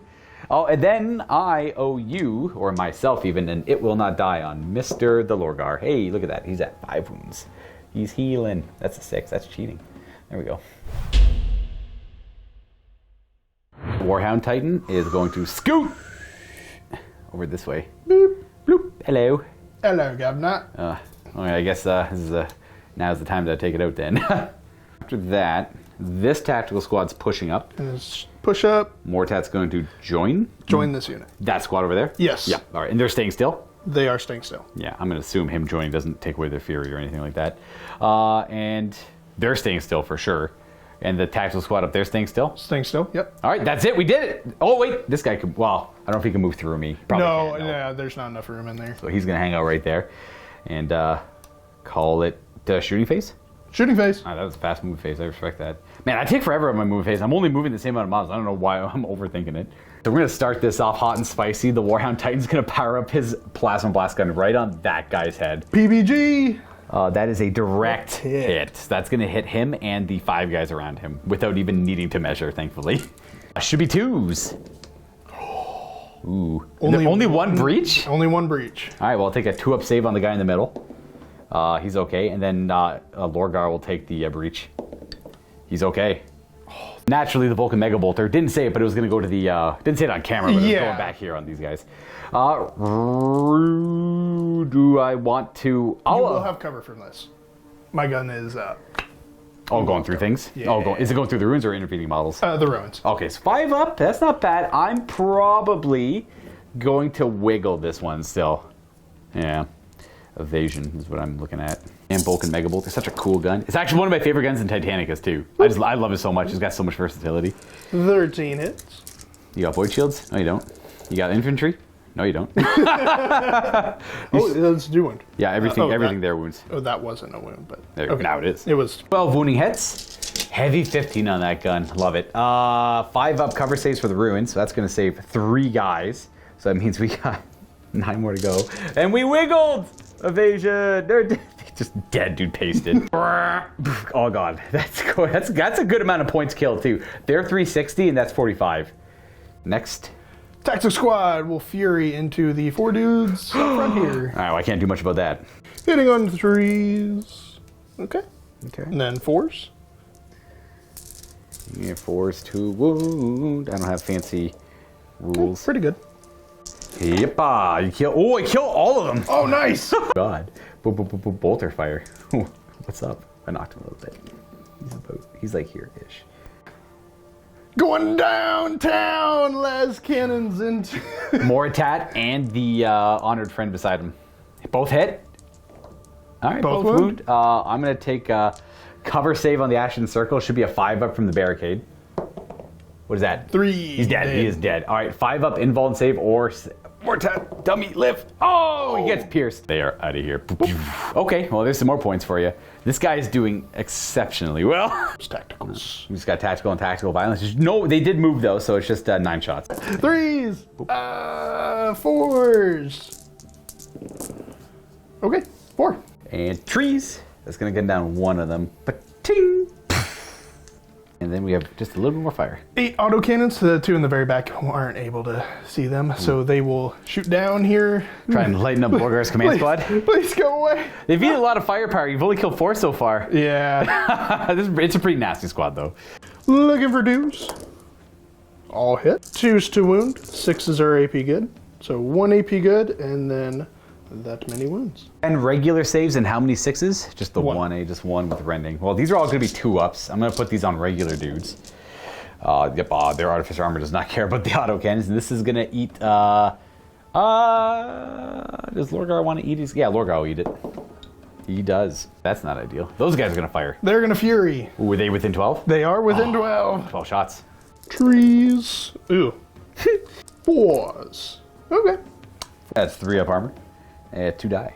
That is going to be a leadership check on them. Which brings us to that part right now. They run! Yes! It doesn't matter how much they see Lorgar. They're going to opt to use the Vexilla to run D6. They'll go 5. And they are going to run away like the cowards they are. Okay, well, that brings us to... I assume you're not going to charge anywhere. Correct. Yeah, all right, then we got this fight right here to do.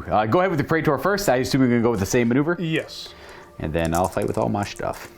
Lightning claws. 5s to hit, 4s. No, 4s to hit. 4s to hit. That's a Yep. good roll. That was a There you good go. roll. It's 5s re-rolling is what we're looking for here. Ooh. That's gonna be feel no pain. Oh, 4! 4 wounds on the Gal Vorback. They no longer have the 4-up feel no pain because we're on turn 3. So 5-ups. Oh, nice. I just take a nice. damage. That means that Gal Vorback in the middle is gonna die, but he'll still be able to. Actually, he gets to fight right now. I'll do the Chaplain and I'll make Gal Vorback. Oh, Chaplain first, because why the heck not? Hits on. Oh, Mastercrafted though. And he is weapon skill 5, so he only hits on 4s. He does wound his strength 6, just no relevant AP. You're good there. And then the 6 attacks from the Gal Vorback on 3s, because they're weapon skill 6. Half hit, and... Oh, nice. 2 saves. 1's instant death, though, so you can do the instant death one first.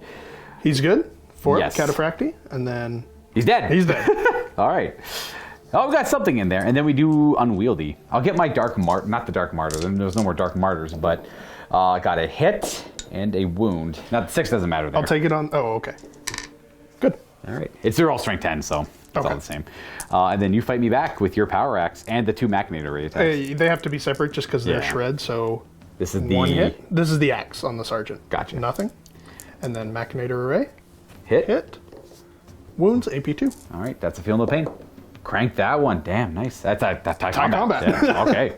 My guys are unrelenting, and you refuse to give any ground to those Morlocks. That is going to be the end of the turn. We're right on to my turn 3. Go rallying these guys. They do. They will rally there. Other movement. Well, let me tell you, I just have like that squad there, so I am going to have them run and bring it into the fold. I think they're gonna run this way. No, they're just gonna move. They're gonna run. Yeah.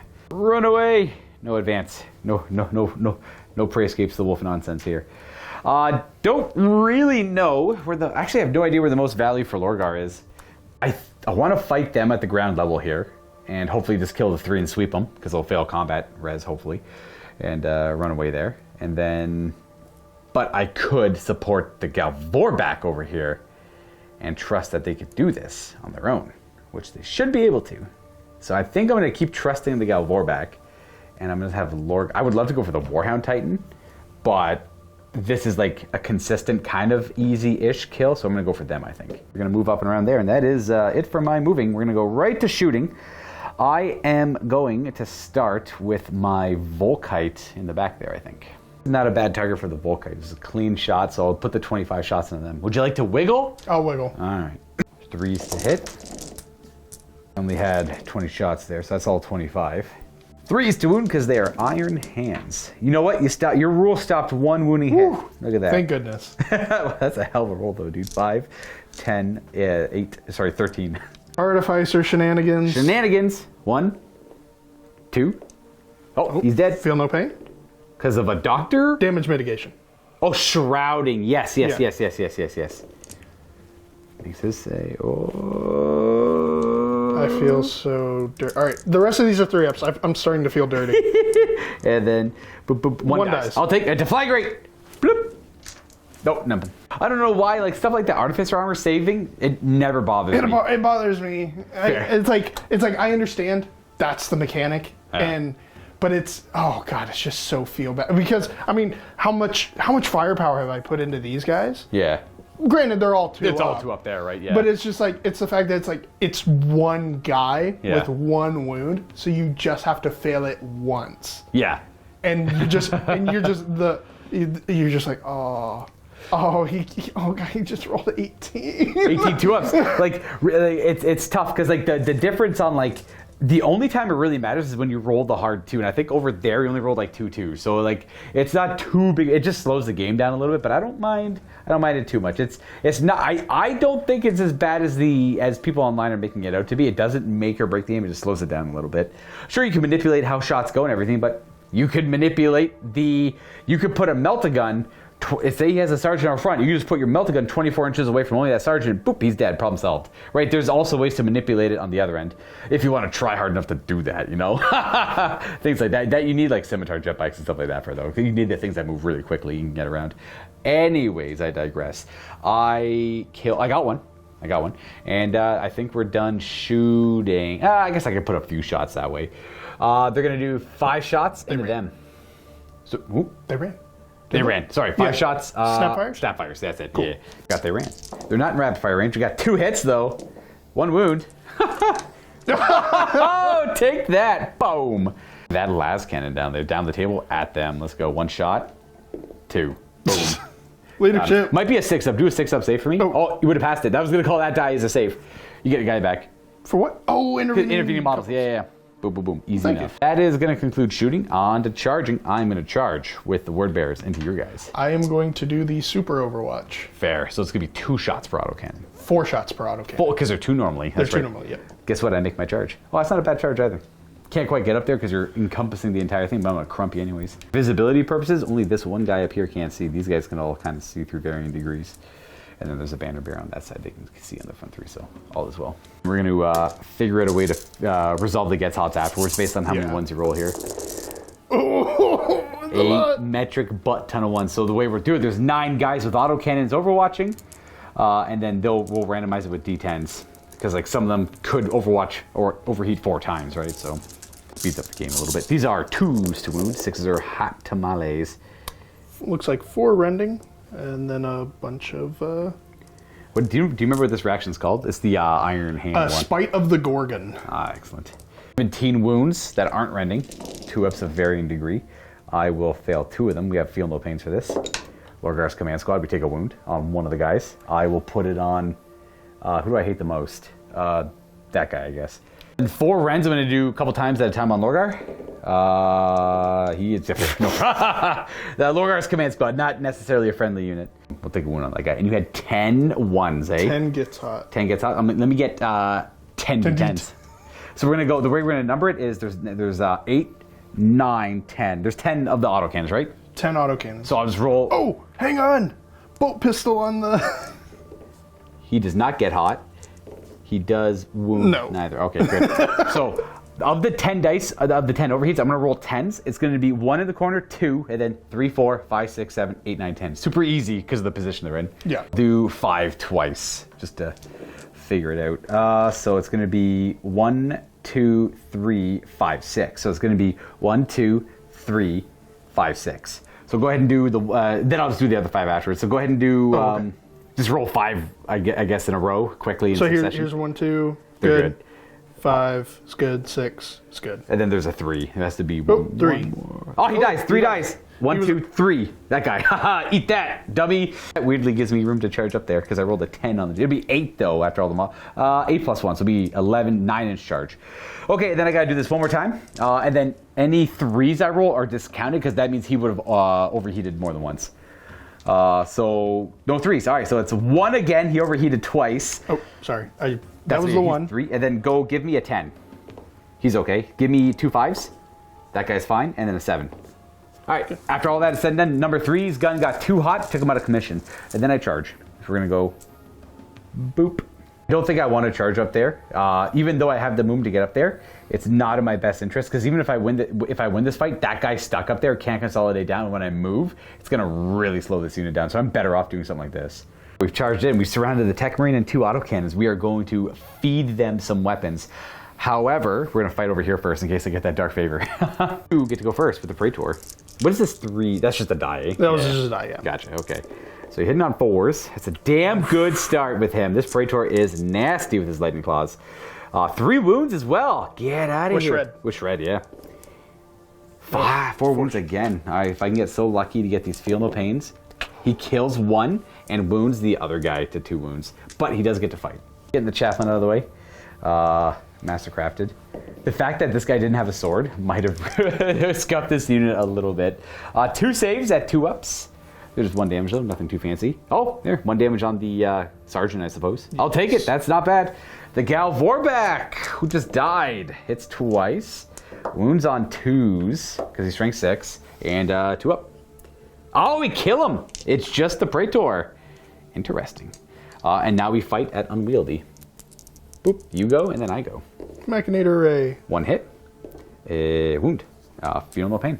We feel that pain. Our Dark Martyr kind of guy has 1 wound left. And then he's got his Power Fist. 3, I'm up to skill 6, so I hit you on 4s now. Okay, and 2s. 2 invulnerable saves. God, he's alive. I lost that combat. I did. Yeah. I did. And I am stubborn, or holding. Just, hey, you know what? Did damage to him, though. It's such an even fight. Everything has 1 wound left. I know, with the Morlock and the Praetor there. I'm about like 80 points more than you, or 90 more points than you in this committed fight. I ran in with 2 or 3 less Gal Vorback, though, so it's actually pretty close to an even fight upon when they collided, so that's awesome to see.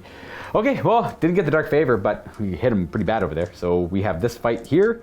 And we're gonna, I guess, attack. Oh, you want to issue a challenge? No. No, you don't? That was a joke. Oh, okay. Well, Lorgar is gonna have his 7 attacks with Illuminarum, and he's probably gonna kill those 3 guys down there.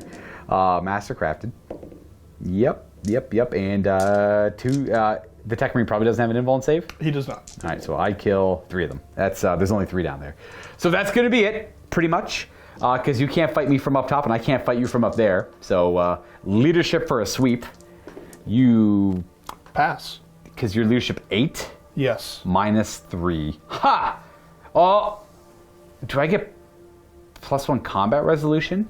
No, that's +1 to my charge rolls and something. Oh, damn. I can't consolidate to you. You can't. Sorry, I can't pile into you. You can't pile into me. So that is a wrap. I get to consolidate. So I pretty much went in there, killed a couple of autocannons, said, oh, they're not leaving their little position. Fine, we're going to go fight somewhere else. They consolidate out. They're going to go alleviate the Gal Vorback just a little bit there. And that is my turn. Let's see if Lorgar gets a wound back.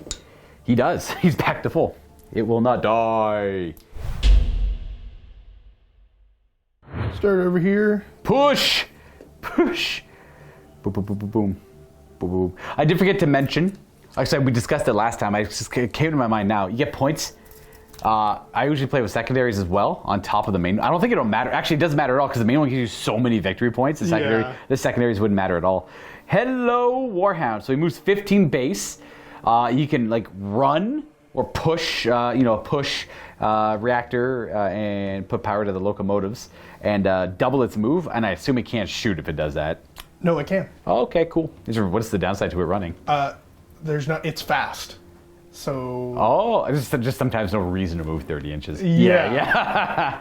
Upon further consideration, we're going to place the Titan in a precarious position right here at the edge of the table for it to potentially fall off. But It is outside of 12. So when it moved over here, it was within 12 of Lorgar's unit, so I could advance towards it. This way, it's out of a foot, and I can't react, and it's kind of saying, come towards me, and if I don't kill it, it's going to go bye-bye away. So that's that move. That's them moved, and I just got to figure out these things over here. Now we move the Dreadnought. It's creeping up on the Volkites and the ruins back there, and then we have a couple of tactical squads to move. Yes. Blip, blip, blip. They're going to come this way. That's leaving? Yeah, he's going to leave it just in the off chance you try to come over here and kill that. So he's going to go here to hide from the Volkite. That works. Joke's on you. I already did damage to him. I got half his points already. No! Definitely made his points back, though. He killed a Marigal, which is quite expensive. Ooh, if you get within 12, I can move towards you. Okay. No, stop! Stop, Both moving away from the Primarch. So, we're on to shooting here. We're going to start with the big guy. No, those guys. We'll start with these little guys. They're just going to put some shots on that lone guy. It's just four bolt gun shots. Part of me wants to return fire, but I won't. 3 hits. Okay. Oh, no. That's just the regular dude. He's not even the sergeant. He's got power armor. No! The points! Bye-bye. We have the... Contemptor! Ooh, I'm gonna hope the cover protects me on that one. I want to evade whatever the Vulcan Mega Bolter shoots at in a desperate hope of saving myself. We'll start with the melted gun first. Hits. Oh, that's a wound. Las cannons. Hits. 2 wounds. So 3. 3 5-up covers. I make 2 die. Okay. The sergeants over there will lose you, and that's a leadership check for later. But they might just see the Primarch. Then we have the 5 in the front here, firing at the same heavy weapon team, who are... Ooh, they could return fire on this one. Let me... Do you return fire there or wiggle here? Ooh. You can't... Can I kill just them with 15 shots? I mean, if I got lucky, I could. It's not going to force a morale check on them either. I won't bother. Go for it, yeah. Okay. I was going to say, you did it. You were doing good on... I'll reroll that. That was cocked. Okay, miss. So 3 hits and... that's cocked. 1 wound. 6, eh? 2 up, 3 up. We're good. All right, and then we're gonna resolve the Warlord. He's gonna... Warhound. Warhound, sorry. Yeah, not the Warlord. Plasma blast gun there. It'll direct hit. Will hit all 5, and then Vulcan Mega Bolter into those 5. They are going to evade. Okay, we'll do them first. Yeah. Boy, here we go. 1 back spasm later. 15 dice hitting on 2s. He had a little muscle spasm. 2s. 2s. Oh, my AP, my armor. Okay. One guy at best on the right there gets covered from that. So he is dead. Oh, he wiggles. He wiggles. No, he did. All right, then these are all evasions. Ooh, not a bad roll, but unfortunately, that is the demise of them. Plasma blast gun on his head, and BBG. that's going to be a direct hit. Oh no, it's all of them. Gosh. 2s to kill. Okay, 4. Okay, 4 of them. Right, we're just going to keep the sergeant alive, which was it was one of these 3. It doesn't really matter. I'll say that guy. There we go. He just has the artificer power armor, anyways. And they get killed by the Vulcan Mega Bolter. All 7 of them are going to fire. These 2 are a little more suspect, but that guy could see Buddy with the sword, and that guy could see Lorgar, so we're all good. I don't get to hit on 2s anymore. Why I am took I even your playing this? Tech Marine away. It matters. It actually did. That was actually a really good wound roll. 2s? 2s? Okay, I'll... Oof. 4 Rens. 4 spicy Rens. 5 normal saves. These are the... I'm going to do 1 at a time. I'll just do them all 2 up. These are all going to go on Lorgar, unless he takes more than 2, then it'll go on that guy. Okay, so he took 2. We got 4 invulns here. I'm going to do 2 at a time for Lorgar. Takes 1. He's got 3 wounds left. This is a good roll for the autocannons, yeah. And then I got 2 to go, eh? This guy can feel no pain him. So feel no pain. He's dead, and then another guy's going to feel no pain. That guy over there. Okay, he takes a wound. So that means you die, and you take the wound. And Lorgar got beat up just a little bit there from those autocannons. Right in the back, too. Dun, dun, dun, dun, dun. You were 1 roll off of them running away. Yeah. That was close. I owe you a couple morales just on that guy there. So he can see the Primarch, and then the Volkites can see the Primarch. There we go. And then we're on to this fight over here. Would you like to fight at your initiative 5? Yes. All right, this could be clutch for you if you do. So go ahead. See what you got here. So since weapon skill 6, weapon skill 5. I use the higher one. You use the higher one, yeah. Just wanted to be sure. Okay. 4s. 4s, yep. And ooh. I'm toughness 5, so Toughness 5, okay. Yeah, got one wound. Not- AP 3? AP 3. I'm going to put that on the chaplain. 2 up. Oh, there we go. That would have made the feel no pain. Didn't matter where I put that, I guess. I just didn't want the power fist guy to die necessarily. The chaplain, not overly important, but if I can win this fight here and clinch and get those guys and have them do something completely different, then maybe. Anyways, chaplain fighting. Maybe the chaplain takes you out. Master crafted. He got 5s. He does miss. Unwieldy, we both fight at the same time. So my guy with the power fist hits once. Wounds. You die. Is it AP 2? Oh, it's power fist. Oh, no. Yeah, I know. So let me get his. Yeah. Let me get his Machinator array. Misses. Then, so he will die. Yes. And then his Warlord trait from Hell's Heart. He, on death, he gets D6 auto hits with one of his weapons. I'll choose the Machinator array. 5. 5 auto hits. Boom, boom, boom, boom, boom. I'm winning on 4s. yeah, because it's strength 5 with shred. With shred. Because it's using the lightning claws, kinda. Boom, boom, boom. 3 wounds at AP 2. Ooh. Okay, well, I will start this off by going Galvorback. So if the Galvorback dies, you get all the. So it's better to do the chaplain one at a time here. Chaplain, dead.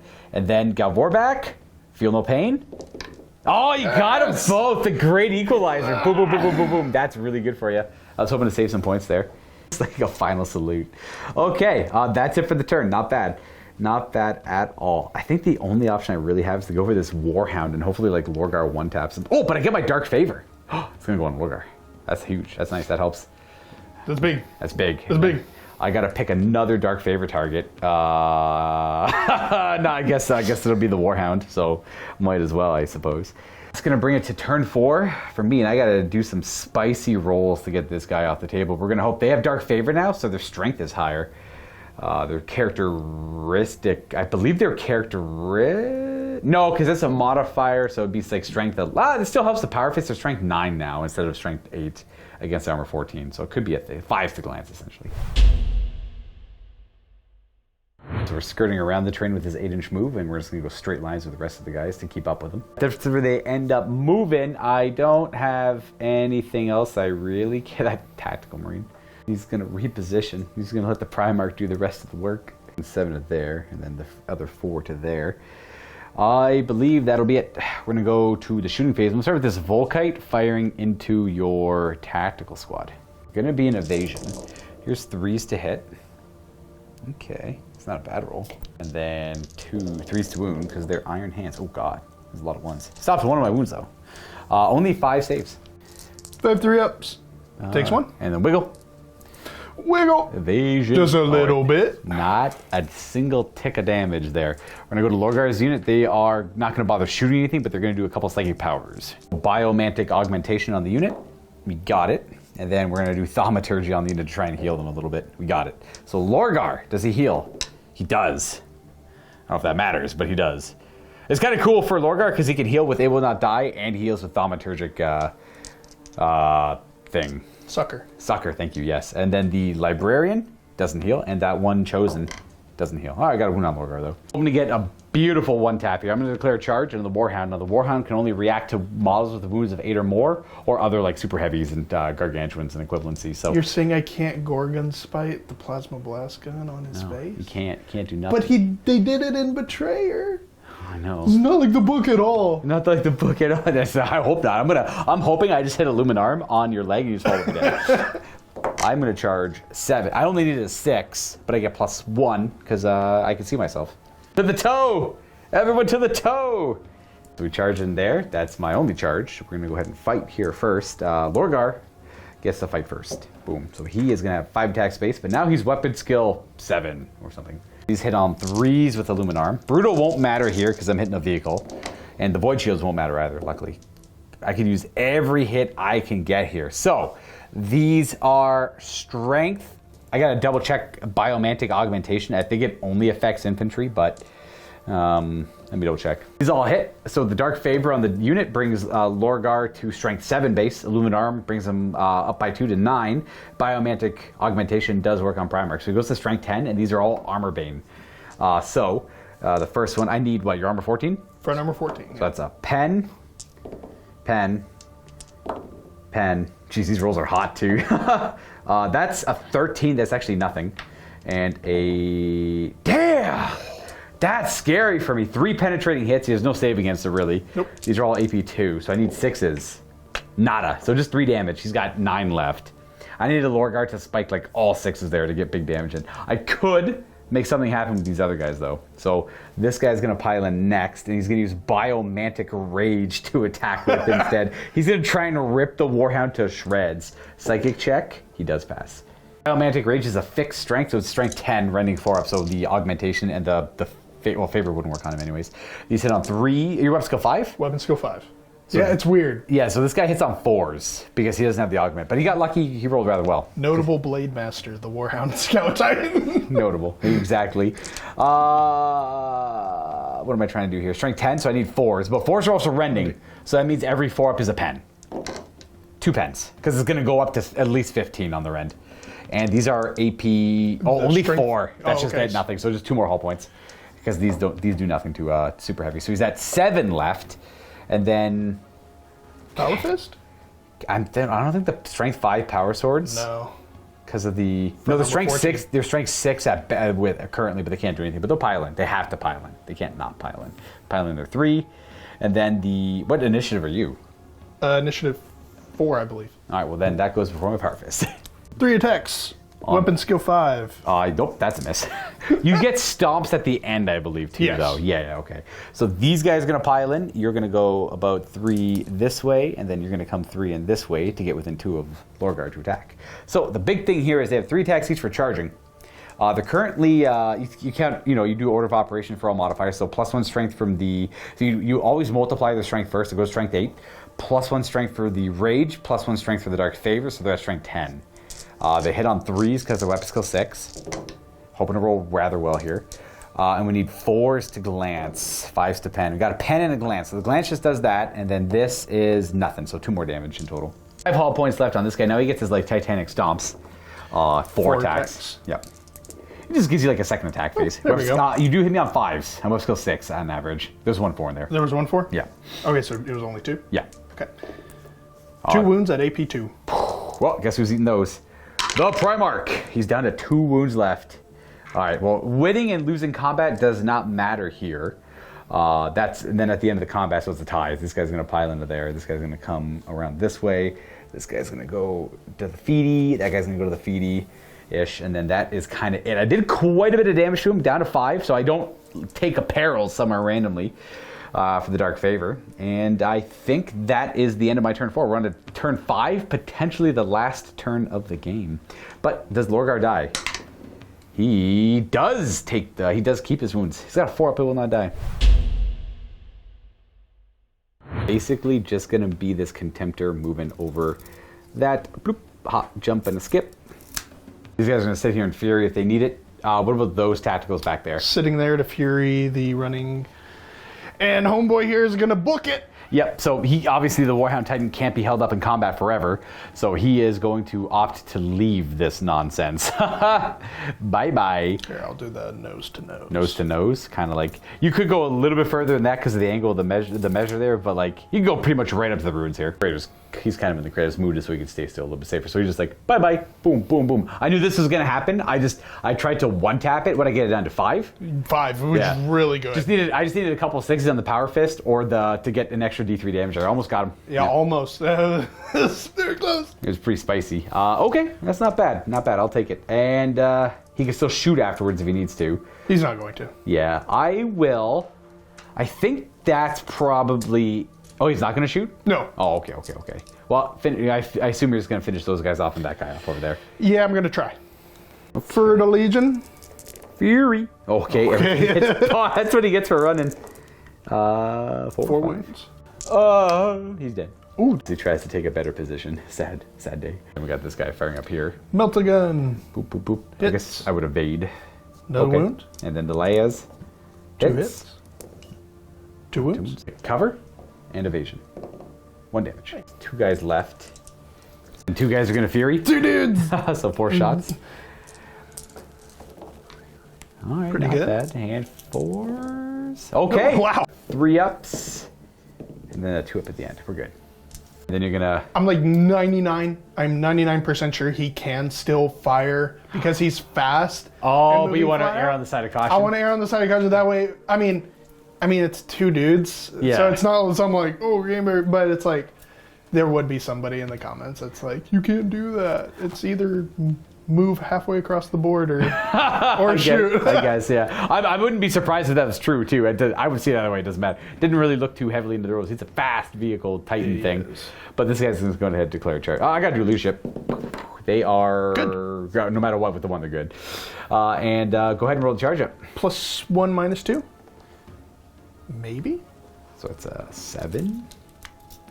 He's going to slam up in the building there, and he's going to attack up to those guys. Didn't really discuss it earlier, but I always play like at least like 1 level up you can attack from the ground. This one over here that's like 2 levels up. It's like a little bit, it's like 6 inches off the ground, so it's hard to attack 6 inches up. You could definitely justify a dreadnought attacking a second story up. Yeah. So these are hitting on 3s. 3s, nice. Okay. And 2s. All right, Okay. you got one. Just this guy lives. You'll fight. He can't hurt you. We could, but I'm not gonna bother rolling it. Leadership. We're good. All right, that is my turn next. I think I'll just pass. I think you just go ahead and roll up combat on this guy. I could move Lorgar and everything towards you, but it won't do much. Here, let's see. So 7. Can I charge those tacticals over there? Well, the thing is, yeah, you totally could. If I get within 12, you just withdraw away. So there's not much I could do. Yeah, it would be a 10-inch charge. The only thing I could do is I'll run them all towards the Warhound and those guys. I mean, I could go run them. You could shoot these guys over here. I think at the end of my turn, it will not die. Coming up, he would go back up to 3 because I wouldn't take any more hits on him. But they're going to run there. They're going to shoot there. I think I'll just throw in the towel because I have only this left. So doing the math, this is about 650 points of my army. You didn't quite get through half of it. That means 2,350 points of the rest of my army are destroyed. I can assume that you have quite a bit more than that left on the table. Just a bit. Yeah, because the Warhound himself is more than them. So 750, yeah. So anything after that, like you count the Warhound, like, okay, you won. And then everything after that also counts. Definitely a few clutch moments, though, in this game. We're going to jump into a post-game. And available in the MiniWarGaming Vault, the Heresy train does not come to a stop. It'll be Alpha Legion against the Raven Guard in a 3,000-point battle report available to our YouTube and Vault members. And if you aren't one, do not fret, for all you have to do is click on the link down below to sign up for a 7-day free trial to have access to it, as well as the rest of the content we have in the Vault, including many Heresy battles, if you are so curious. You may cancel after the 7 days after you binge everything if you don't like what we have to offer, but most people do like what we have to offer and decide to stick around just for a little bit. And the support from the Vault members is what allows us to continue making all of this content. So thank you very much to our Vault members, and I will catch you all next time very soon. The War of Attrition goes to Legio Storm and the Iron Hands, and they hold the line against the Primarch Lorgar. Even though he was kind of cool. Yeah, he did, yeah. But I think the Warhound outshone him in this game. Surprisingly, actually. Yeah, there was... See, like, that's the thing. He did do a lot, but it also wasn't. Because it's kind of that weird thing, like, he had that really bad first turn of shooting. Yeah. Where he did, like... I actually don't remember his first turn. It must have been that bad, eh? He killed, like, 2 tactical marines and did 2 wounds on them. Oh yeah, the plasma blast gun. And where'd the Vulcan Mega Bolter go? And then the Vulcan Mega Bolter like rolled like 6 1s to wound. That's true, yeah. And so it was just like... that went to Galvorback. That's what I lost the 2 Galvorback to, because they immediately made their charge. That's what it was. That's exactly what happened. 100% remember that. So he did do pretty good on that Vulcan Mega Bolter. Pretty damn good. Yeah. I like it, yeah. It's AP3. This was a good matchup for it, because I wasn't running too much 2-up saves. I had a lot of 3-up armor on the table. Yeah, and there is a lot of 2-up in the Heresy. So. Oh, there's a lot. So that Vulcan Mega Bolter would fall flat a lot of the time. A lot of the time. Yeah. It could shred apart medium vehicles. And absolutely, in a Titan fight, it's amazing because it just destroys void shields. No void shields at all. But against like Terminators or Spartans and Land Raiders, which is kind of what the typical meta is, if people aren't too, if their imagination is lacking, then yeah, he's going to have a hard time. Yeah, because it's not rending. I mean, it's shell shock and pinning. It should be rending. 100% that gun should be rending. You would think without it would be a doubt rending. that should be a rending shot. Like every assault cannon in the game is rending. Exactly. That is the biggest assault cannon, and it is not rending. It would never. I don't think that would actually make it. That would all of a sudden make him pretty damn good for his, like pretty reasonable for his points. Yeah. That's the thing. The plasma blast gun's whatever. That's like a good gun already. It just if it breaches, it breaches. If it doesn't, it doesn't. That's plasma this edition. Yeah. That gun needs rending, and I think that gun would be amazing. But whatever. Yeah. It doesn't matter. He did. I got to play my Titan. And he did pretty well too, because he probably contributed the most to the points. That Mortat helped though, killing them. Yeah. Boop, boop, boop. So like a couple talking points from my side where it kind of all fell apart. Now granted, a 9-inch charge isn't really much to rely on, but if my Marigal made the 9-inch charge into him, the Marigal's a much better fighter than that guy is. It would have killed him. So the only thing that would have prevented was the few turns that he had. So these guys over here would probably still be alive. Oh my gosh, Ashen Circle. Yes. And him, because he wouldn't have sniped over. The Moritat was going to charge over and kill him. Of course, yeah. He was going to die, but he would have at least taken out my Contemptor first. Now the ramifications, the way I was seeing it in my head is the Marigal would not have killed him in one attack. It would have been killed him on your turn probably. And thus making free on my turn to rampage through your lines. That 9-inch charge failed was a huge... Now granted, I could have, like hypothetical. Let me do a hypothetical. Because he's got 4 attacks on the charge, hits on 3s. Strength 9 still, so 2s. 5 ups are brutal 2. They're not brutal 3 on him. But his 5s are instant death. That's the difference. So it would have been, okay. Yeah, so you do 6 saves essentially. And then, so he would have taken like 4 damage? 4 damage. So he would have lived. He would have punched me back. Could have killed me. Go ahead and do a hypothetical. 3s. 2 hits. I'm up skill 6 on the Marigal. Yeah. And 2 wounds, which is actually... Brutal 3. Which is 6 saves also. He's got 8 wounds. He takes 2. He's got 4 left. So that's exactly what I would have wanted, because then he would have just fought on your turn. And then hopefully killed you. Never guaranteed. Because I'm down to... 3. You're down to 3-ish. I attack again. I hit 3 times, and then I... yeah. So I wound 3 times. This one's... You have to do that one separate, though. And that one... So that one's... 2. So that's D3 damage on top of that. So then it's... You're dead. You're dead. Yeah. And then he's freed on... And then, not only that, he blows up in my lines. Exactly. Yeah. You're in closer to my lines, and then if I do kill him, then he does the super explosion just in my lines. And then that would have been him free to hit... Lorgar would have hit them, and then he would have hit them too. And then that's where the Mortat would have probably ran away somewhere. Actually, I would have never got the Mortat, because you would have seen the pacing of it, and you're like, this Mortat's got to get out of here. Yeah. So he probably would have jumped backwards and hit. I think that Mortat still would have gotten the Marigal, but the Marigal would have caused a little bit more havoc for one more turn. 100%. So that was huge. That failing that 9-inch charge had such a big impact on this part of the game.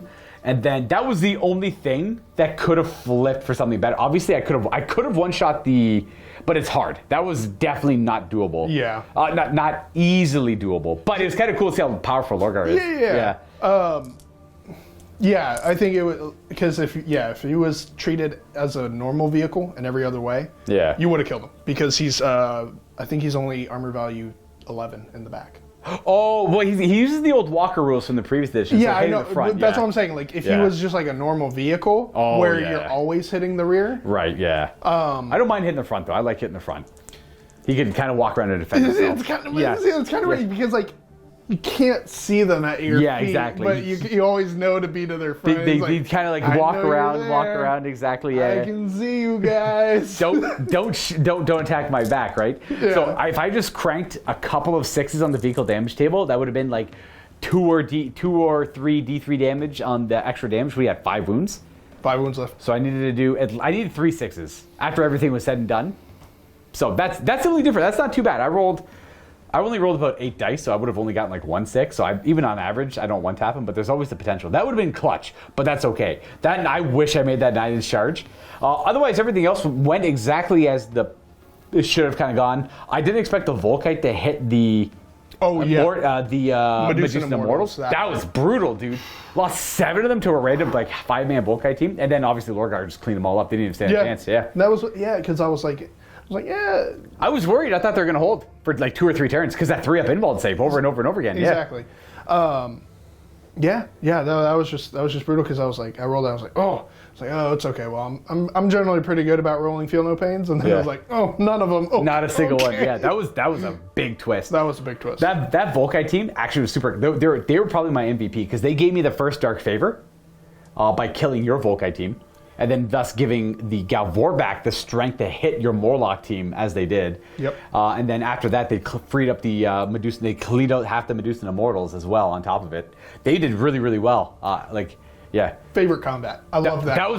That was wild. That was perfect. It was just perfectly even.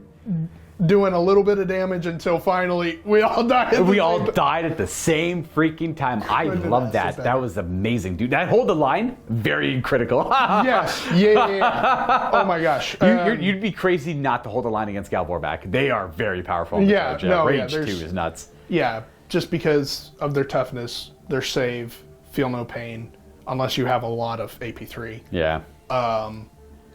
You always hold the line against Galvorback. Yeah, and then you almost were one away from running away too. The other thing that was kind of close was these guys holding. That didn't matter too much because like even if they did die, the other points would have still amounted to the win. But those few kind of close moments really dictated the pacing of the game. And hey, at the end, Lorgar's command squad just blew right through everything. Yep. And lived in the end. That's all I really care about, I suppose. I love this unit. But I think it's a little powerful. So it's one of those, like, as much as I love this unit, I also love having the scariest unit on the table. That's just me. I've always been that guy. And I kind of like Death Stars. I can't I love Death Stars. No, and it's one of those, it's not, I don't feel like it's crazy overpowered, but it's that y'all saw it, how many turns of just volume of fire I was pouring in it, and it was just all the 2s, and then 4-up feel no pains. It was just like, it's one of those, you have to deal with it. Yeah. But it's hard to deal with. It's difficult to deal with. Your best bet is to put like stubborn units in front of it and hopefully they hold. That's a great answer to that. You just need stubborn. And there's a lot of that in the game. Bumps, There's a crap ton of stubborn 10 in the game. Those guys over there, I love the unit. I like the Biomancer in there. I wish Lorgar had 2 shooting phase reactions so that the Biomancer could give the unit toughness 5 more often. But you weren't really putting your list didn't have too much strength 8 in it. That's what I'm typically worried about is strength 8 to ignore keep my feel no pain. Keep your feel no pain. Keep the feel no pain. So you didn't have too much strength 8, so that wasn't super mandatory. And then they always have dark. And then if you do have a unit that can deal with it right away, you just dark martyrdom, whatever that unit's doing. Like 10 last cannons, boom, that's one guy dead. You just eat up the whole game I was like trying to bait out. I mean, like, all right, this thing's gonna fire. Trying to bait out because I always want to get as much mileage out of my heavy weapon squads as possible. And just having that's a great reaction. Great reaction. Yeah, it's pretty damn good. Especially with it's really good for Death Stars because it's one of those it's like an anti. It depends. It all depends on your builds too. Because if you're playing like minimum squads of heavy weapons, it's hard to dark martyrdom against that. Like 3 units of 5 last cannons, that's gonna just tear through the unit. That'll feel pretty rough, but it is what it is. That's the beauty about the game. It's all about the builds. It is. You never know. Like there's no no matter what, dark martyrdom is going to be always useful. It wasn't really that useful in this game because we even rolled it out. You killed the exact same amount of stuff. Yep. So it didn't matter too. And then you just hammered them with autocannons for the rest of the game. And look, they're still good. Like that's a pretty tough unit over there. Yeah, tough unit. It's not nearly as oppressive as las cannons, Volkite. It's a melee unit. That's all it really is, right? It's not gonna it's not gonna trouble you for a couple turns in the game, and that's kind of it. Yeah. Yeah, but it's. I feel like if you want to have a good heavy weapon squad that's not over the top, it won't make you feel bad running it. Oh. Because if I run 10 las cannons, if I just absolutely destroy I'm like, oh, but it was because I brought 10 las cannons. Yeah. Autocannons are the way to go, dude. Yeah, it is like they can tear apart land raiders. They can tear apart land raiders. Sometimes they can Dreadnoughts. do really good, and then sometimes they don't. But it's that nice. They're right in the middle. Yep, I think autocannon is the perfect heavy weapon because it's got teeth, and no one will complain about them. Yep. That's the kind of, you have no control over how well they do, other than you can make them hit on 2s. That's like fine, yeah. Yep. It's those 10 las cannons that you're paying, I think, 5 points more a model or something dumb to have 10 points more a model. Yeah, so you're paying 100 more points for like nuts firepower. Yeah. I would probably lose the game for instant death and no AP saves. and no saves. Yeah, exactly. And it's like I would lose. I think I would have lost the game 100% of those. If you had one less tactical squad and those were all last cannons, I lost the game. Pretty much. Yeah. Not guaranteed, but like I definitely feel like it'd be a lot of pressure. Yeah. But that is what it is. That's just the nature of the game. Last cannons are last cannons are fine. They're just too cheap for what they do. It's all it really comes down to. Again, the autocannon, mint, dude. Is it like free? No, it's 5 points. It's 5 points? Okay, yeah. Yeah. The and as for like the Death Star comment I made earlier, that's about as bad as a Death Star can really get in the Heresy nowadays. Because I remember the previous edition, it was like, here's my 10 Fire Drakes Vulcan in a Spartan up the board. Here's like 1,500 points of my 3,000 point army. But everyone did it. So that was like the thing. I'd argue maybe Horus. Horus real this bad, edition can have a pretty big Death Star. Because they can all deep strike with them, right? They can all deep strike, but it's just Horus. It's weird. It's not so much the squad he's with. It's that Horus by himself is really good in close combat. His claw. It just definitely great. I don't know who thought that was a good idea. Who the heck? Because Steve he was running a Biomancer with Horus, making him strength 8 with that. So it was instant death to flag rate. I'm like, that's nuts, dude. That's so powerful. Oh, it's just like, here's my 9 attacks. 9 guys dead. Let me just crush 9 more guys, dude. Yeah, let me just get off. I just killed 18 out of 20 tactical marines. Yeah, it's more. So Horus's Death Star is his unit he's with is just the Horus delivery vehicle. Yeah, I get that. The nice thing about like the Lorgar retinue squad is with the recent FAQ not recent, came out a little bit ago, but that retinue counts towards his Primarch cost, right? So I can never bring that and a transport for him. I do like that rule because it does stop people from doing things like that. And then you have to run Lorgar up the board with his retinue. But it does hurt other Primarchs pretty heavily. Like it hurts Protorabo's Iron Circle because he himself is already expensive. I think you bring like 2 robots or something now at best. Yeah. Before you in a 3,000 point game. Yeah. Who else does it hurt? It hurts Lorgar's body because you would love to put them in a Land Raider. Mortarion? No, Mortarion wants to go off. He always wants to piss off. Yeah. Not Jagged. No, because nobody can keep up with Jagatai. Yeah. Who brings retinues? Who wants to bring retinues? Oh, Lionel. Oh yeah, he wants to bring retinues. So yeah, he's. I guess he could just bring an elite squad and then join them. Because you want to put him. You want to have him with some companions. Yeah. So that you can, and then put a apothecary in there so that he's like, you can never target my apothecary. Oh, that's right. You can never. The Dark Angel player always picks the target. That's right. So then your companions just have good feel no pain and stuff like that. Yeah. Yep. That's not bad. Yeah, it's not bad at all, actually. Yeah. Damn.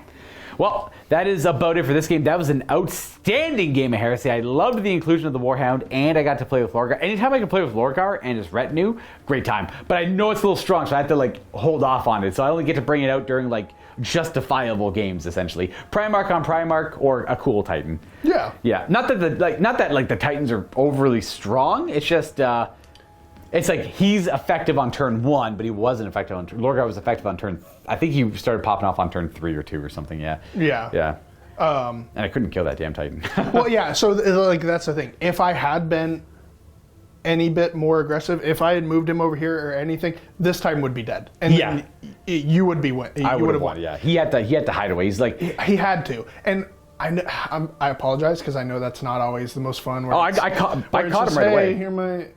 Here's my dude. He's oh crap. He's gonna shoot his guns.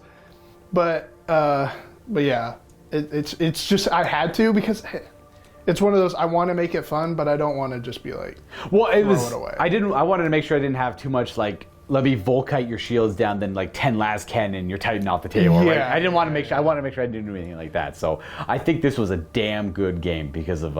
It could have been funny if he like ran forward though and just blew up in your life. Oh yeah, he's got a catastrophic explosion. I'm not even too sure what that does. I assume it's not great for the enemy if they're nearby. No, or no. anything nearby, really. Not anything nearby. Yeah.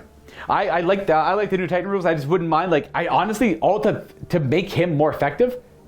Well, first of all, the reason Titans kind of suck is because heavy weapons are too powerful. So powerful. That's it. That's bottom line. Heavy weapons, way too powerful. What they do in this game, and like again, I say it's like, why do the heavy weapons get stronger and the cover saves get reduced? Why is there like a swap? Like that was crazy that they did that. But to an extent, I can understand why. I think Ruin should still be a 4-up. Oh, I would get rid of all cover stacking on units. That was garbage. Like 2-up real cover saves. That should have never existed. Yeah, that was my only issue. Was, Night Lords having a 2-up cover out in the open on T5 guys too. On toughness 5 guys. Yeah, and it's like, what?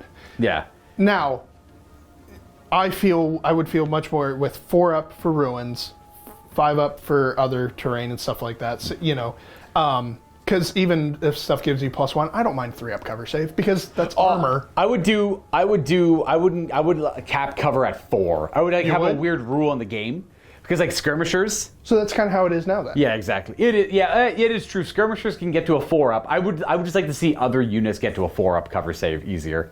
Like if it's like a skirmisher in ruins stays at a 4-up, but a skirmisher in a crater gets a 5-up, right? A skirmisher behind a barricade gets a 4-up too. That's where it's kind of cool. A skirmisher behind other units gets a 5-up, but no cover save can be better than a 4-up as like a core rule in the core rule book. Yeah. So that way you could like skirmishers can use lighter cover to a heavier extent, and then other units, if they want to use ruins as cover, ruins are difficult terrain, so they're slowed down in there too. So gotcha. That's what I would do, and I would also I would just adjust the points on heavy weapons. I'd probably increase them all just a little bit. 5 points. Yeah, across the board. Yeah. 5 points across the board. Yep. For everything except for heavy bolters. Probably. Heavy bolters, missile launchers. I would keep those free, and heavy flamers would be free. Yeah, exactly. I would do exactly all of that. I would do every other heavy weapon goes up by 5 points. I'd probably put last cans up 10 points. I hate them that much. But that's just me. That's a little biased on my part. But everything, dreadnoughts, obviously, like they're the next issue to tackle. Yeah. And then after that, the next issue to tackle is everyone running their stupid elite Terminators and Land Raiders running up the board.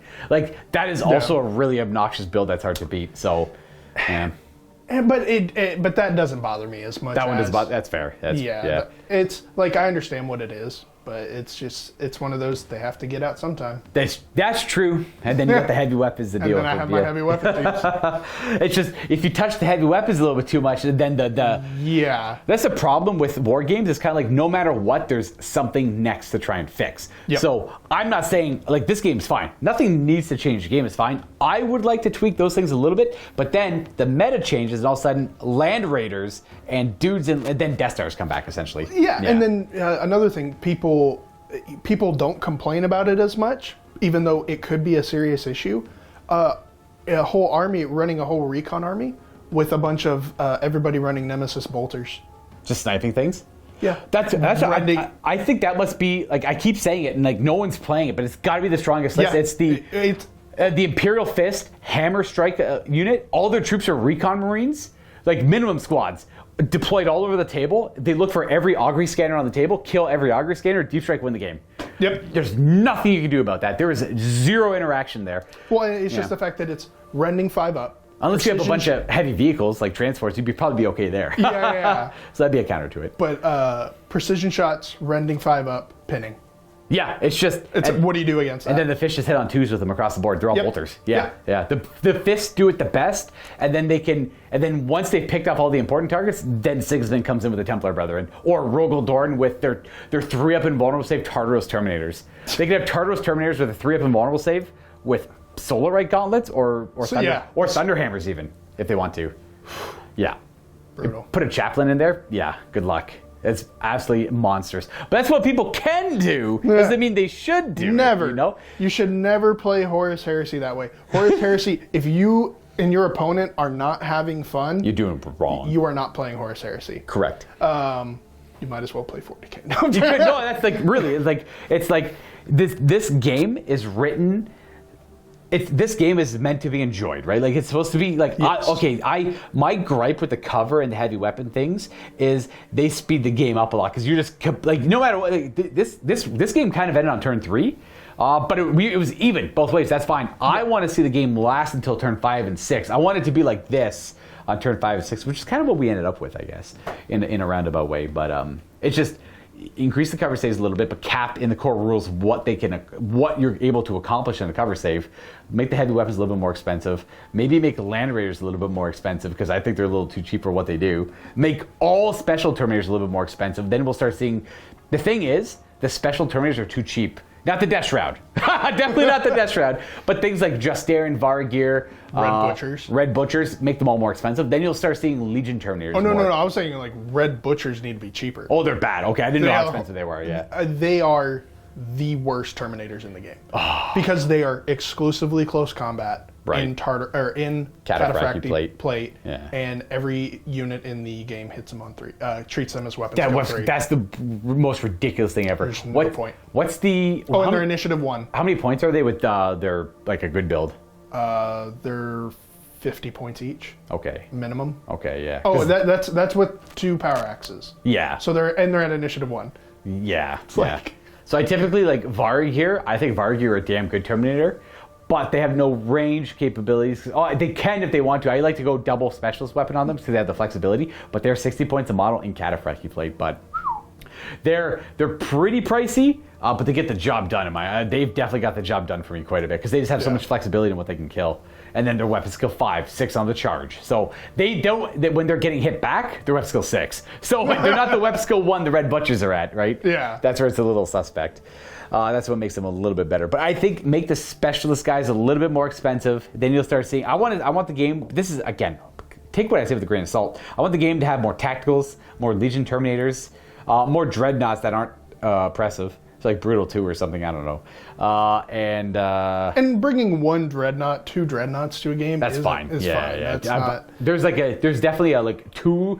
I've seen 3 a few times. 3's okay. Anything more than that, you're like erring on the side of like March of the Ancients, and then you're trying a little too hard to play the game. Leviathans can be pretty nasty too. Double shooting Leviathans are pretty strong. I've run almost every Space Wolf game is like 2 Leviathans, double Storm Cannon. That's a really nasty dreadnought to try and deal with. Yeah. Why can the Leviathan Dreadnought return fire with 2 Storm Cannons, but a vehicle can only return fire with the strength? That's the other thing that needs to be. Yeah, vehicles, for whatever reason, they decided to release a whole bunch of plastic vehicles, and they were like, well, yes, we want people to buy these, but we're also going to make the rules for them absolutely horrible. Yeah, it's true. It's like, I don't know why. I think it's not so much a problem with the vehicles. I think the reaction is too powerful for everything else. Reactions are too powerful. Yeah. Well, and it is a vehicle, like the vehicle squadron rule. Yeah. Because as soon as one of your 3 predators gets immobilized, that whole unit is immobilized. Oh, you can't. Oh, there's no rules for breaking off away from it. There used to be a thing. It was kind of complicated and kind of vague, so I guess I get why they got rid of it. But man, do vehicles suck. And they added centerline. So now vehicles like Vindicators and stuff that used to be able to have that nice full 45 degree. Now it's right down the middle. That's true. Yeah, it's not diagonally, but it's a lot thinner. It's tight. Yeah, I would. It's a tight one, but I would say. I would definitely say return fire can only work with certain strengths of weapons as well. But then you're getting to the side of like, oh, maybe you're shooting a little too hard. So I don't know where the end there would be. But that's all stuff I would like to see changed. But I don't think it makes the game better. It just makes the game more favorable for me. So that might not mean the game is more enjoyable for you. That's my 2 cents, I guess. Anyways, my battery's about to die. So we're going to have to cut this post-game short. It's been long, I suppose. Hopefully you guys all enjoyed it. Thank you again. Thank you again for the game, Josh. Yes, thank you. That was excellent. And, we have more to go. So expect to see more Josh in the future because this is only the first week done. We have another whole week of Titanicus and Heresy to do. And maybe other things, but I'm not going to say anything because I don't want to, just in case it doesn't happen. So stay tuned for other things, I guess. Happy wargaming, everybody! Happy wargaming.